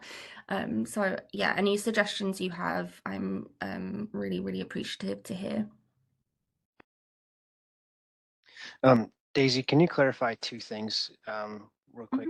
Sorry if you already said this about the front porch. Are you planning to replace that entire porch or just the columns? And sorry if you already said that. And then, is the entire house clad currently in vinyl? It looks like it is. Okay. Yeah, currently the entire house is clad in vinyl, apart from the areas that were fire damaged. So when I purchased it, it was clad in vinyl already. I would like to keep the porch. The only thing I would need to do is repair the overhang, because that got fire damaged. And then just the posts, they're a decorative wrought iron, kind of 50s, 60s post. So I wouldn't necessarily replace them, but I would wrap them to something that might be a little bit more historically accurate. Okay. So my concern isn't necessarily because of all the things you stated with allowing vinyl through. It's more in when you tooth in partial vinyl on this house, it's going to be very difficult to get it to look the same color because you not only have a change in roof direction with the gable rotation, but you also on the back of the house are going to have to raise the top of your wall, call it 8-9 feet. So you mentioned only kind of replacing the vinyl in some parts. So I'd be interested to hear what my other committee members have and thoughts like that. I personally, knowing that it's vinyl now, and for some of the other reasons Nia mentioned, I'm fine with this being vinyl on all 4 sides. I do think the windows on facing the front of the house, maybe those being fiberglass, is worth considering. The major sticking point for me is actually in that front canopy. I think that the slope, being the way it is, that monoslope shed front porch, I don't think makes sense with the changing the gable of the roof. And I think that because you're doing the rest of the roof rework, I think if that were to become, even if it weren't an entire front elevation porch, if it were just at the front door entries, something a little bit more minimal, that was matching the gable of the upper roof portion, I think that would be more appropriate based on what you're doing to the high roof. But that's my opinion. I'd be interested to hear what some of the others have to say. I also agree with Nia's statements on the materials, and I think I could support, the vinyl use here. But the thing I am struggling with is the change of the roof line. I feel like that salt box shape that's existing now is like the one architectural defining characteristic of this cottage. It is something that identifies it as a New England Western Reserve style property. And so at this point, I don't know that I could approve the project because of the change in the gable to the roof. And I would be curious to hear others' thoughts on that. That was actually going to be my next statement or question, and in respect, Daisy, to your architect and not being personally at the property and assessing. Sorry. Not being personally at the project to assess the damage. I agree with Margaret that it is the only defining feature. I would honestly probably ditch the front porch altogether in this iteration. Both, if it is a salt box style, it wouldn't have had one. It would have just been a very, very plain, simple facade. And I would not want you to put any time and money into something that's not going to enhance the livability of the home at this point. But yes, I would say I also wonder if that would be a cost-saving measure to ultimately save the roof in its current condition. Is any consideration?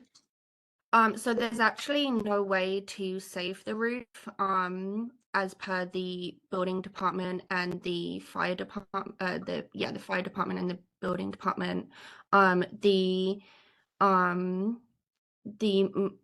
So first off, the back of the house, is an addition, so the roof line wouldn't have been that kind of classic salt box style that we're seeing now.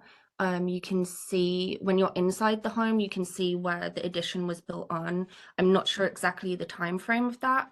Honestly, the main reason that I wanted to change the roof line is because at the back of the house is where there's a bedroom on each side of the duplex at the back of the house. So that would really just be to create a better living space for people who live there. So in terms of historical accuracy versus comfortable living, if if we had to keep the roof line as it is to satisfy you guys, obviously I would do that, but it would make that space fairly uncomfortable for anyone who uses it as a bedroom. And I have worked that was kind of the main thing that me and my architect were working on, is how to make those back bedrooms slightly more livable while still being able to have a full bathroom up there. Also with the vinyl siding, the siding that's currently there it has a wood grain to it.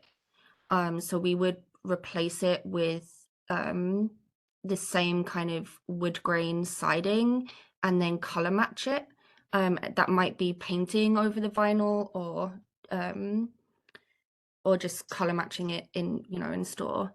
So it does look fairly it does kind of look like wood, as opposed to the more flat modern siding that you get nowadays, if that makes sense.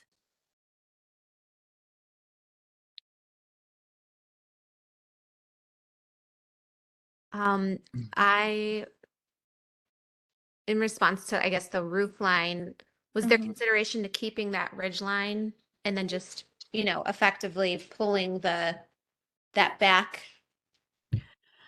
I mean, like achieve that same. I just am struggling with, again, not having been there, how that could be more cost effective for you. To add in a dormer at the not necessarily a dormer, but holding. So here's your front. Yeah. Oh my God. I'm so sorry. We're at a circus over here today.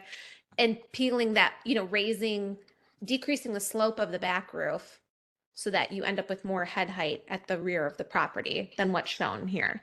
So I'm looking at those head heights of the windows. I can see that, the last third of that footprint is not usable because of the slope. So effectively making that back wall taller, so the roof is a little bit more flat towards the back. Not flat, but like a shallower slope, so that you're not reconstructing the entire effort. Yeah. I wonder if that would achieve your goal of more livable bedroom space without having to totally reconfigure the whole massing. Yeah, I mean, we could do that. The plan we have now would create the most space. Initially, what you're describing is exactly what we were going to do.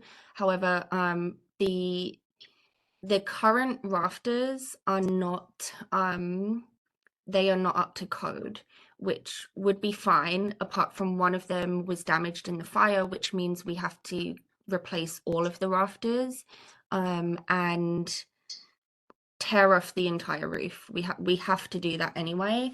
So we could revert to the back to the original plan, which is similar to what you're saying. It wouldn't be as much livable space, but that's what I was willing to do first anyway, so I can certainly revert back to that plan. Madam Chair, Carl from staff. Couple of things here. Number one, Secretary of the Interior Standards saying to replace in kind. And since there's already existing vinyl, so much as we don't like it, it is there. And so replacing it with vinyl would be appropriate per the standards. Now, there might be some time in the future where they go to look at doing something different, but in this moment, in this condition, vinyl is absolutely on all four sides approvable by the standards. To the salt box construction, that was my first thing, and it's very rare to see this here in Ohio City or in this what's left in Northeast Ohio. However, there are many examples of salt box construction in Southern Ohio throughout, and this is likely not dating to that period. So this is a much later creation of this style and doesn't fall into that period. So though my initial reaction would be to save it, I don't think it is accurate to the time period of Ohio City. So losing that and changing the pitch of the rear, which would also probably remove the chimney as well. Perhaps even, do we know where the addition starts? I think maybe even doing a flat out the back rather than just a slight pitch. You can probably take off the back side and maybe reconstruct it if that's an option. But changing the gable forward, I don't think would be, because also we want to do minimal change. But I think that's your guy. I think it's going to help to understand seeing more of the interior photos to see how it lays out a little bit to me. It's what is it currently? So currently it's completely empty inside. So there's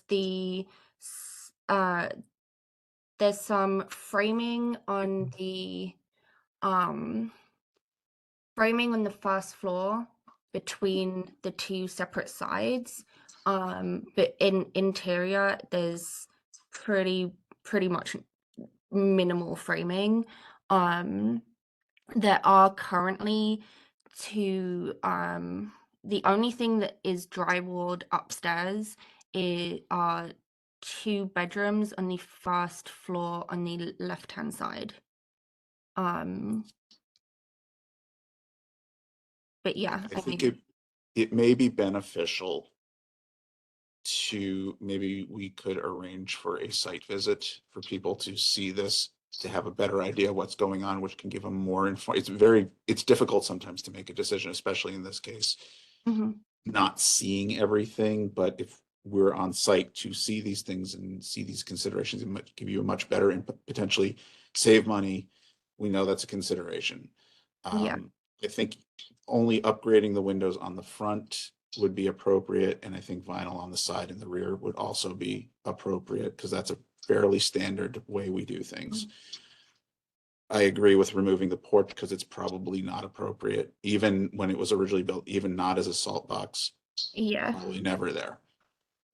So there's a lot of things that I think we should probably talk through on site, and we could invite not only us here in the office, but members of the committee as well, to actually give a much better, more informed decision and talk about things through, and maybe invite your architect so we can all talk about it together. Yeah, of course. Oh, one thing I did forget to mention is it is actually on this has gone through the demolition board as well, so we have 6 months to complete the project. Well, about 5 months now. It's going through our process, so we'll we can talk with them that you have pulled the permits. You've pulled the permits already, correct? So that's giving you a bit of a stay. And the fact that you're working through the design review process can help extend that time. Oh, absolutely. It is actually not safe to go inside. So I'm happy. You're more than welcome to take a tour. I'm happy to do that. But it's extensively fire damaged, and the first floor is missing pretty much due to the fire and the termites as well. I think that if you're able to open the doors and we're able to poke our head inside just as a little bit, I think that getting that visual and just standing around it and looking at it from all the different angles, I think would be enough. In my opinion. I think I think I agree very much with how Margaret articulated some of her concern, and I agree with a lot of the other comments. It is kind of hard for me to see the roof orientation rotate 90 degrees. I agree too with what Carl said. It sounds like this fire damage. Is this condemned? Is this structure condemned now? Okay. And it sounds like you're rebuilding the roof anyways. And I just empathize with you too, because my house is really similar to yours. It has like kind of the same roof with how it is now. And we've rebuilt and raised the back portion of our roof kind of in a way similar to what I think you could do. But since it sounds like you're reconstructing your entire roof anyways, Yeah. And since it sounds like you're also under your rotated plan planning to extend the height of a lot of your sidewalls on the exterior, that I wonder if there's kind of like a compromise that might kind of keep the general shape of the house, Yeah. also saving you a little bit of money, I guess. It sounds like maybe we're going to table this one potentially, but just wanted to kind of throw that out there for the other members.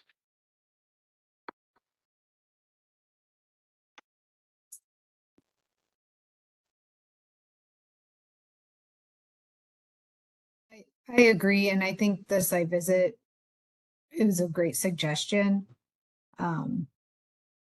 Daisy, would you be agreeable to tabling this and having landmark staff coordinate a site visit?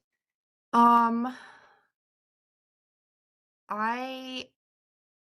honestly, if to get this passed through design review, to just keep the roof how it is now and raise it a little bit at the back, I'm happy to just agree with that because I'm fine financially, I'm in a really bad spot until I can get construction started on this.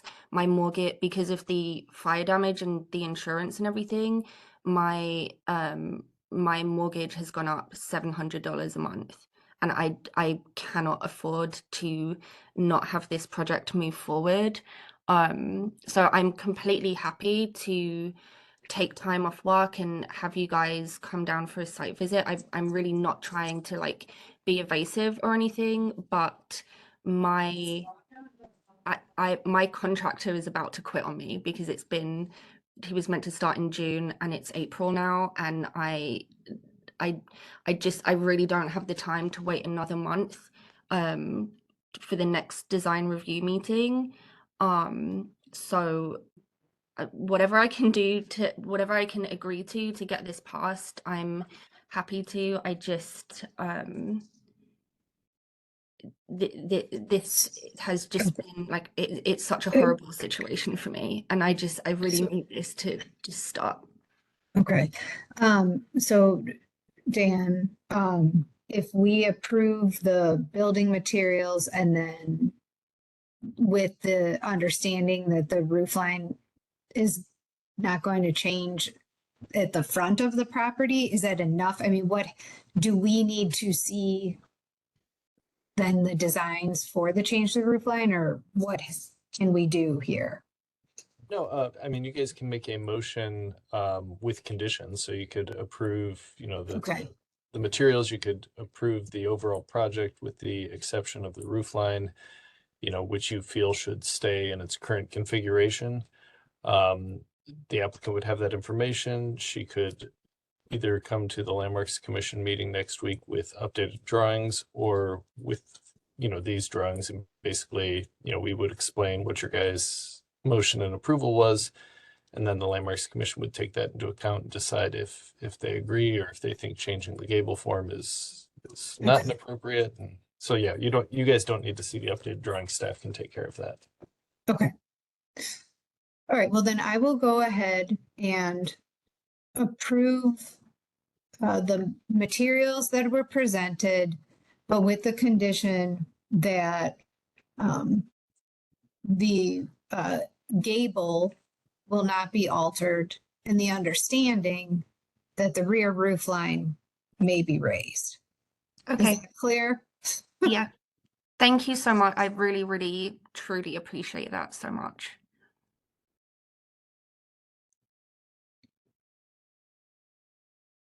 Second. I would also be, if they want to raise the height of that front roof line in the front elevation. I don't know if we're kind of locking in our recommendation or leaving some wiggle room, but I agree on the gable orientation remaining. Okay. And I would also provide provision to consider removing that front porch. Oh, yes, agree. Can we add that to the motion, or should I start over again?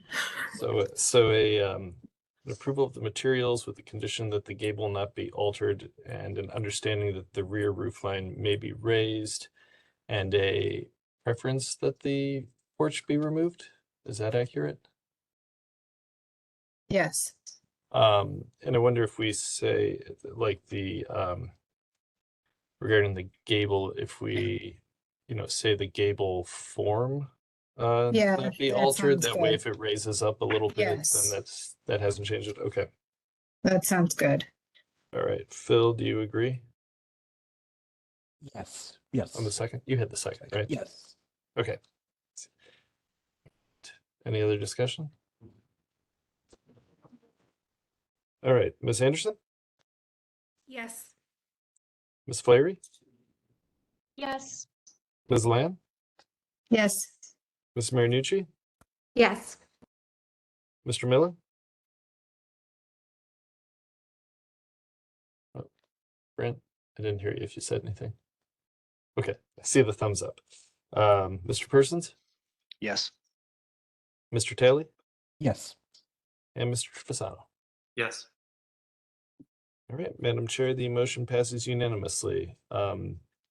Ms. Goddard, we have you scheduled for the April 4th, or sorry, the April 11th Landmarks Commission meeting. So we'll be in touch with details about that. And yeah, unless you plan on adjusting your the plans that you presented today, we can just utilize the same presentation. But if you did want to make changes, Okay. we can talk to you today about timeline and everything. So Okay. All right. Wonderful. I thank you so much for working with me, and I really, really appreciate that. And I hope everyone has a lovely day. thank you. You too. All right. Thank you. Bye bye.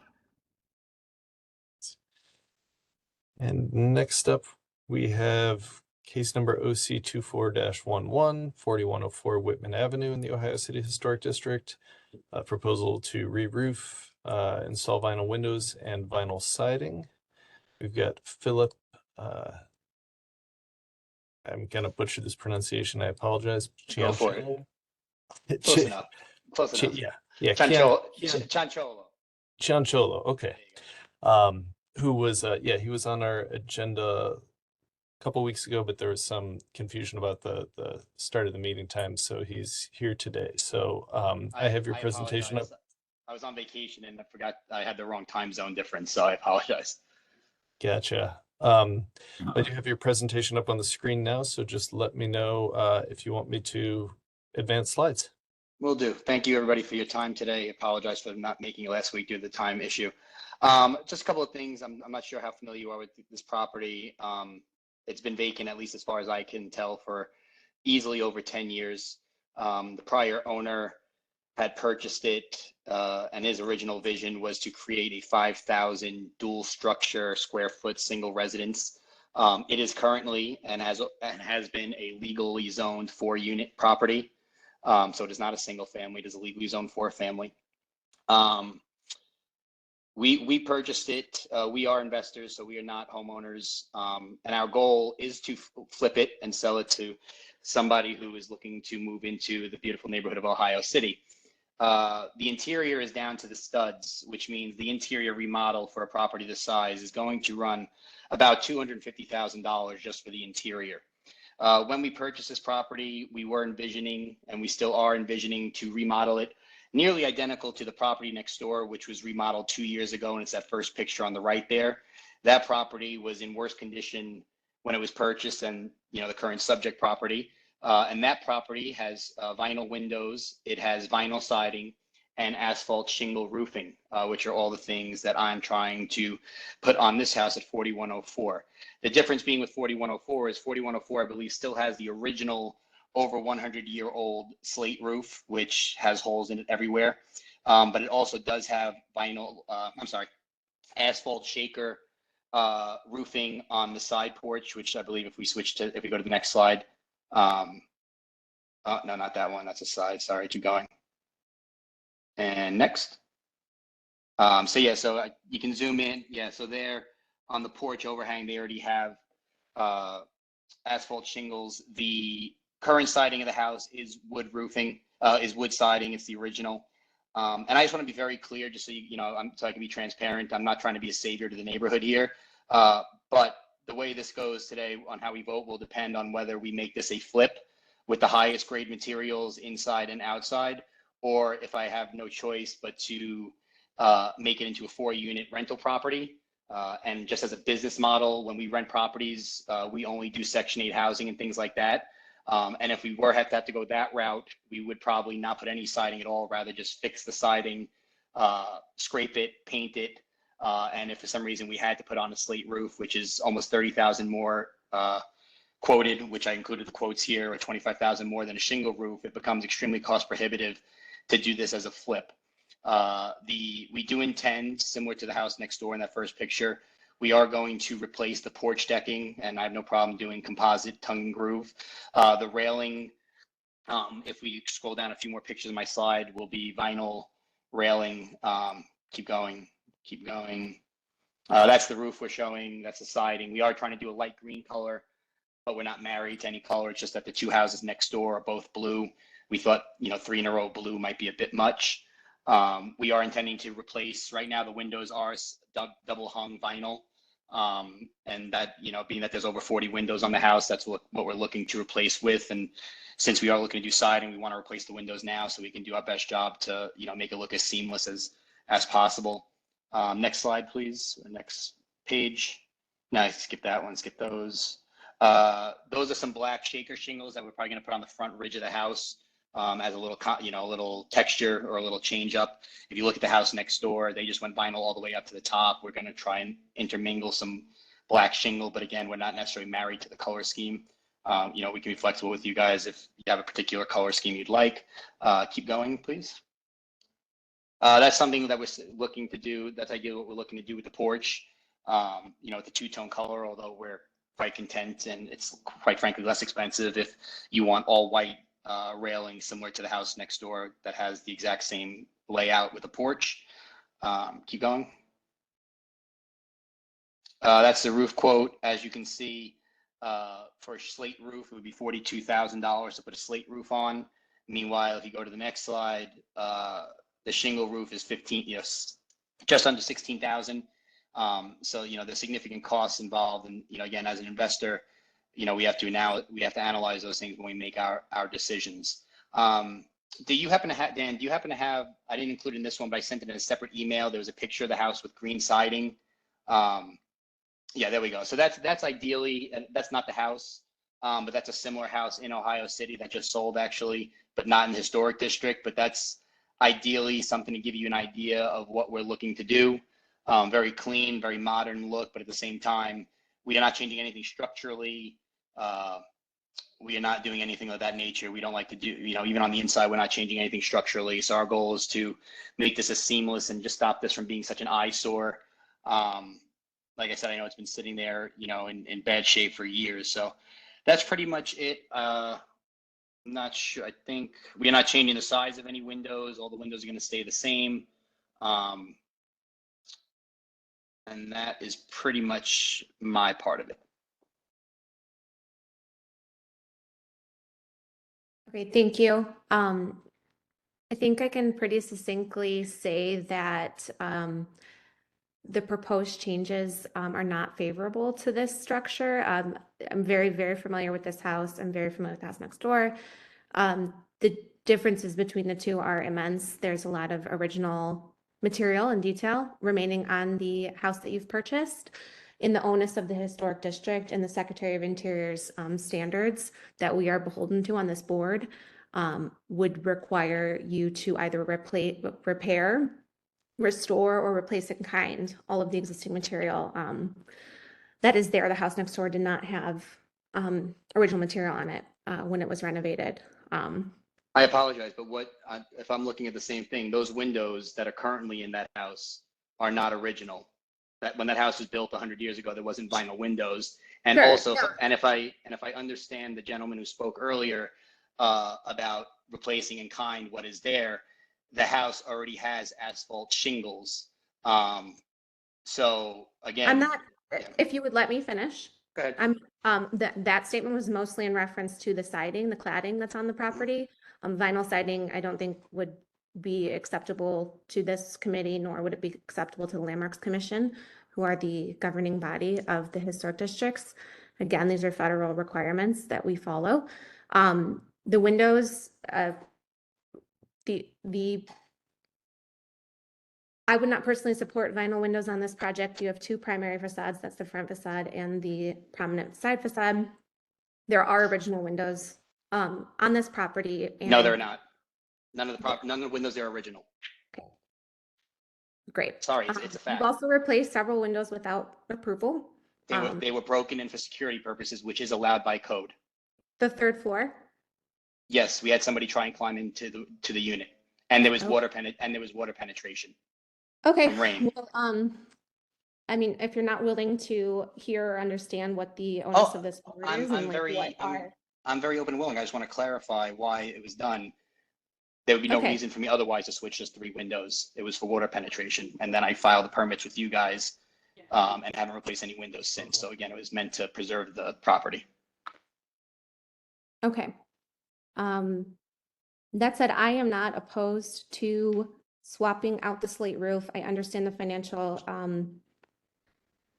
financial difference there, though I would prefer and recommend doing a asphalt shingle that is more architecturally in line with the slate roof, such as like a Owens Corning true definition, like the colonial slate would be a great option. It just a more enhanced asphalt to mimic and pay homage to the original slate in that particular element. But by and large, I would not be supportive of any of the other proposed changes on this property. So just to clarify, you're saying that you would rather a 150-year-old property have me just scrape and repaint some really trashy wood siding with rather, oh, I'm sorry, 125-year-old house so you'd rather keep it that way rather than join the identical house, which I have photos of it looking much worse shape and not original. I don't understand that. It sounds like there's retribution here because I know there's been a lot of interest in this property from a neighbor and from a couple other neighbors who seem very interested.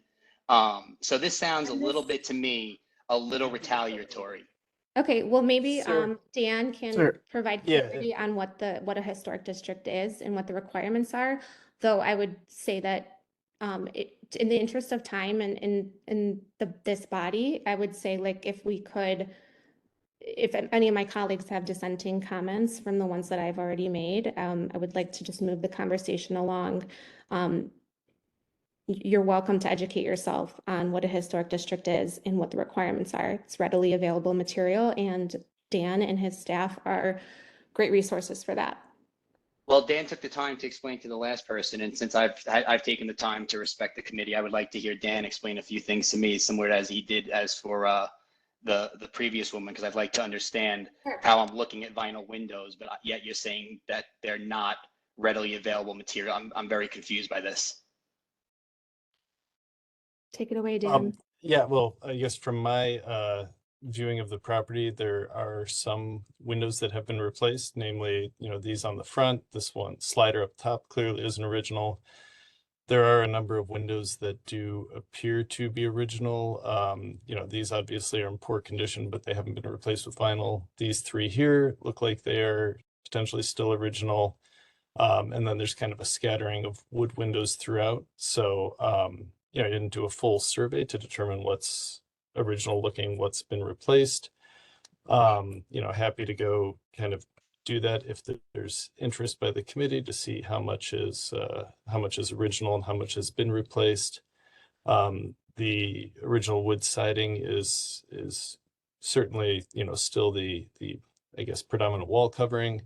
There are some interesting areas of kind of like sawtooth novelty siding in this projecting Oriole Bay, and then kind of mimicking the angle of these 3 windows here. You have it kind of creeping down this wall there. Otherwise, it's just, simple lap siding. The slate roof is, certainly is showing its age. The bottom, foot or 2 has been replaced.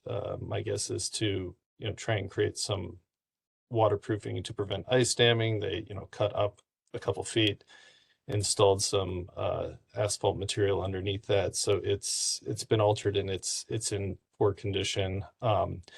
There are asphalt shingle replacements that more closely mimic vinyl, which is what we, staff would be recommending in this type of case instead of just a standard dimensional. Black, as a color doesn't do much for most buildings, particularly in this style with the steep pitch. Was meant to have a decorative slate roof, so selecting a color and pattern that sort of highlighted those different color variations and different hues would certainly be favorable to it. And yeah, the porch railing that is there now is clearly not original, but I would recommend, I actually just a few minutes ago, I got emailed some old photos of this property from the 1960s that show the original porch railing. I'm happy to share those with everyone, after the meeting or to share with the applicant. But as opposed to a metal spindles with a railing across the top, they show almost like a gooseneck, kind of comes in from the sides, then dips down. So you have a nice lower railing, but it comes up higher on the sides. Didn't look at them closely enough to tell if it was a turn spindle or just square, but those are certainly details we can try and figure out and look at based on the historic images. But yeah, as Nia said, and we are bound to adhere to the Secretary of the Interior standards. Those are federal guidelines created in 1976 based on the National Historic Preservation Act of 1966. They are federally accepted, used by landmarks commissions throughout the country, used by state preservation offices and the Advisory Council on Historic Preservation. They are a well-established standard, and it is this committee and the Landmarks Commission's job to interpret and apply those standards. This committee is advisory to the Landmarks Commission. So, if you let them have their chance to discuss, make their comments, they can make a motion and vote. And, if the project is tabled, you would have to consent to that. In that case, you would have to come back to our next meeting. I will not consent. I'm not going to consent to tabling. I'm just trying to tell you what the process is.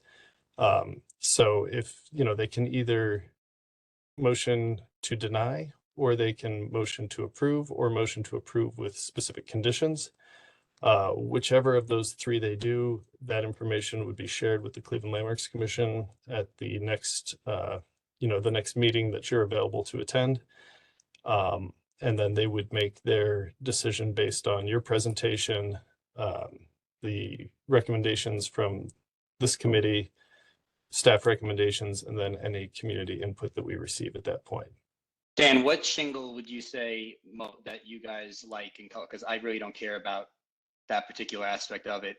What shingle would you say that your experience would most likely mimic or satisfy the committee in terms of style? I think typically like the slate line, or Camelot?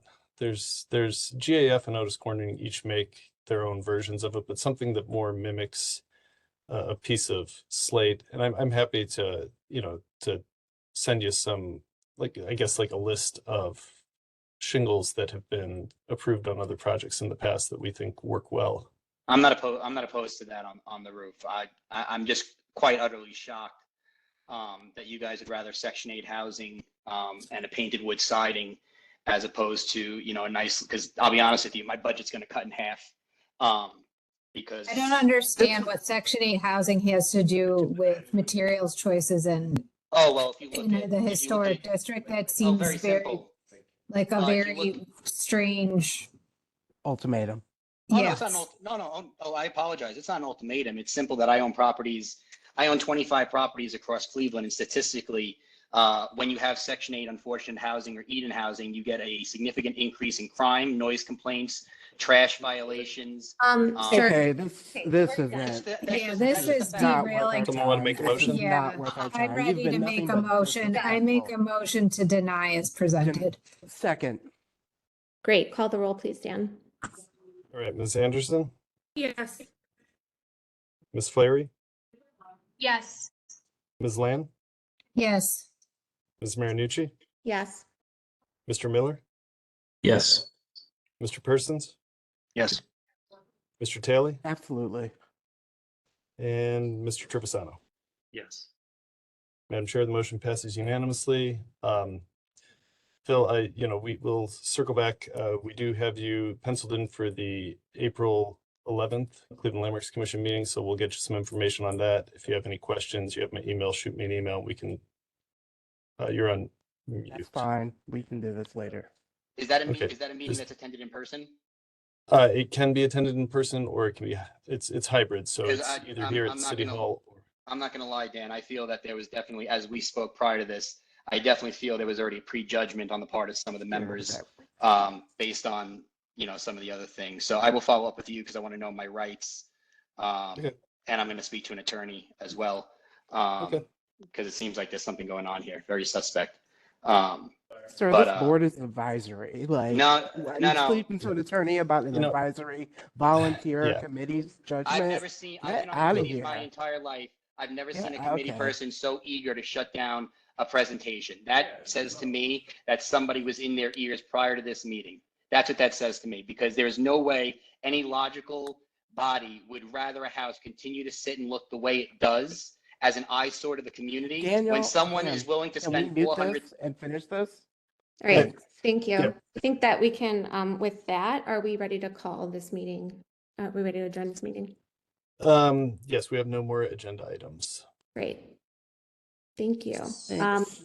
So today's April 4th Historic Ohio City Design Review Committee, Advisory Committee meeting is adjourned. All right. I guess I got to talk to Phil, huh? Good luck with that. Jeez, man. That garbage.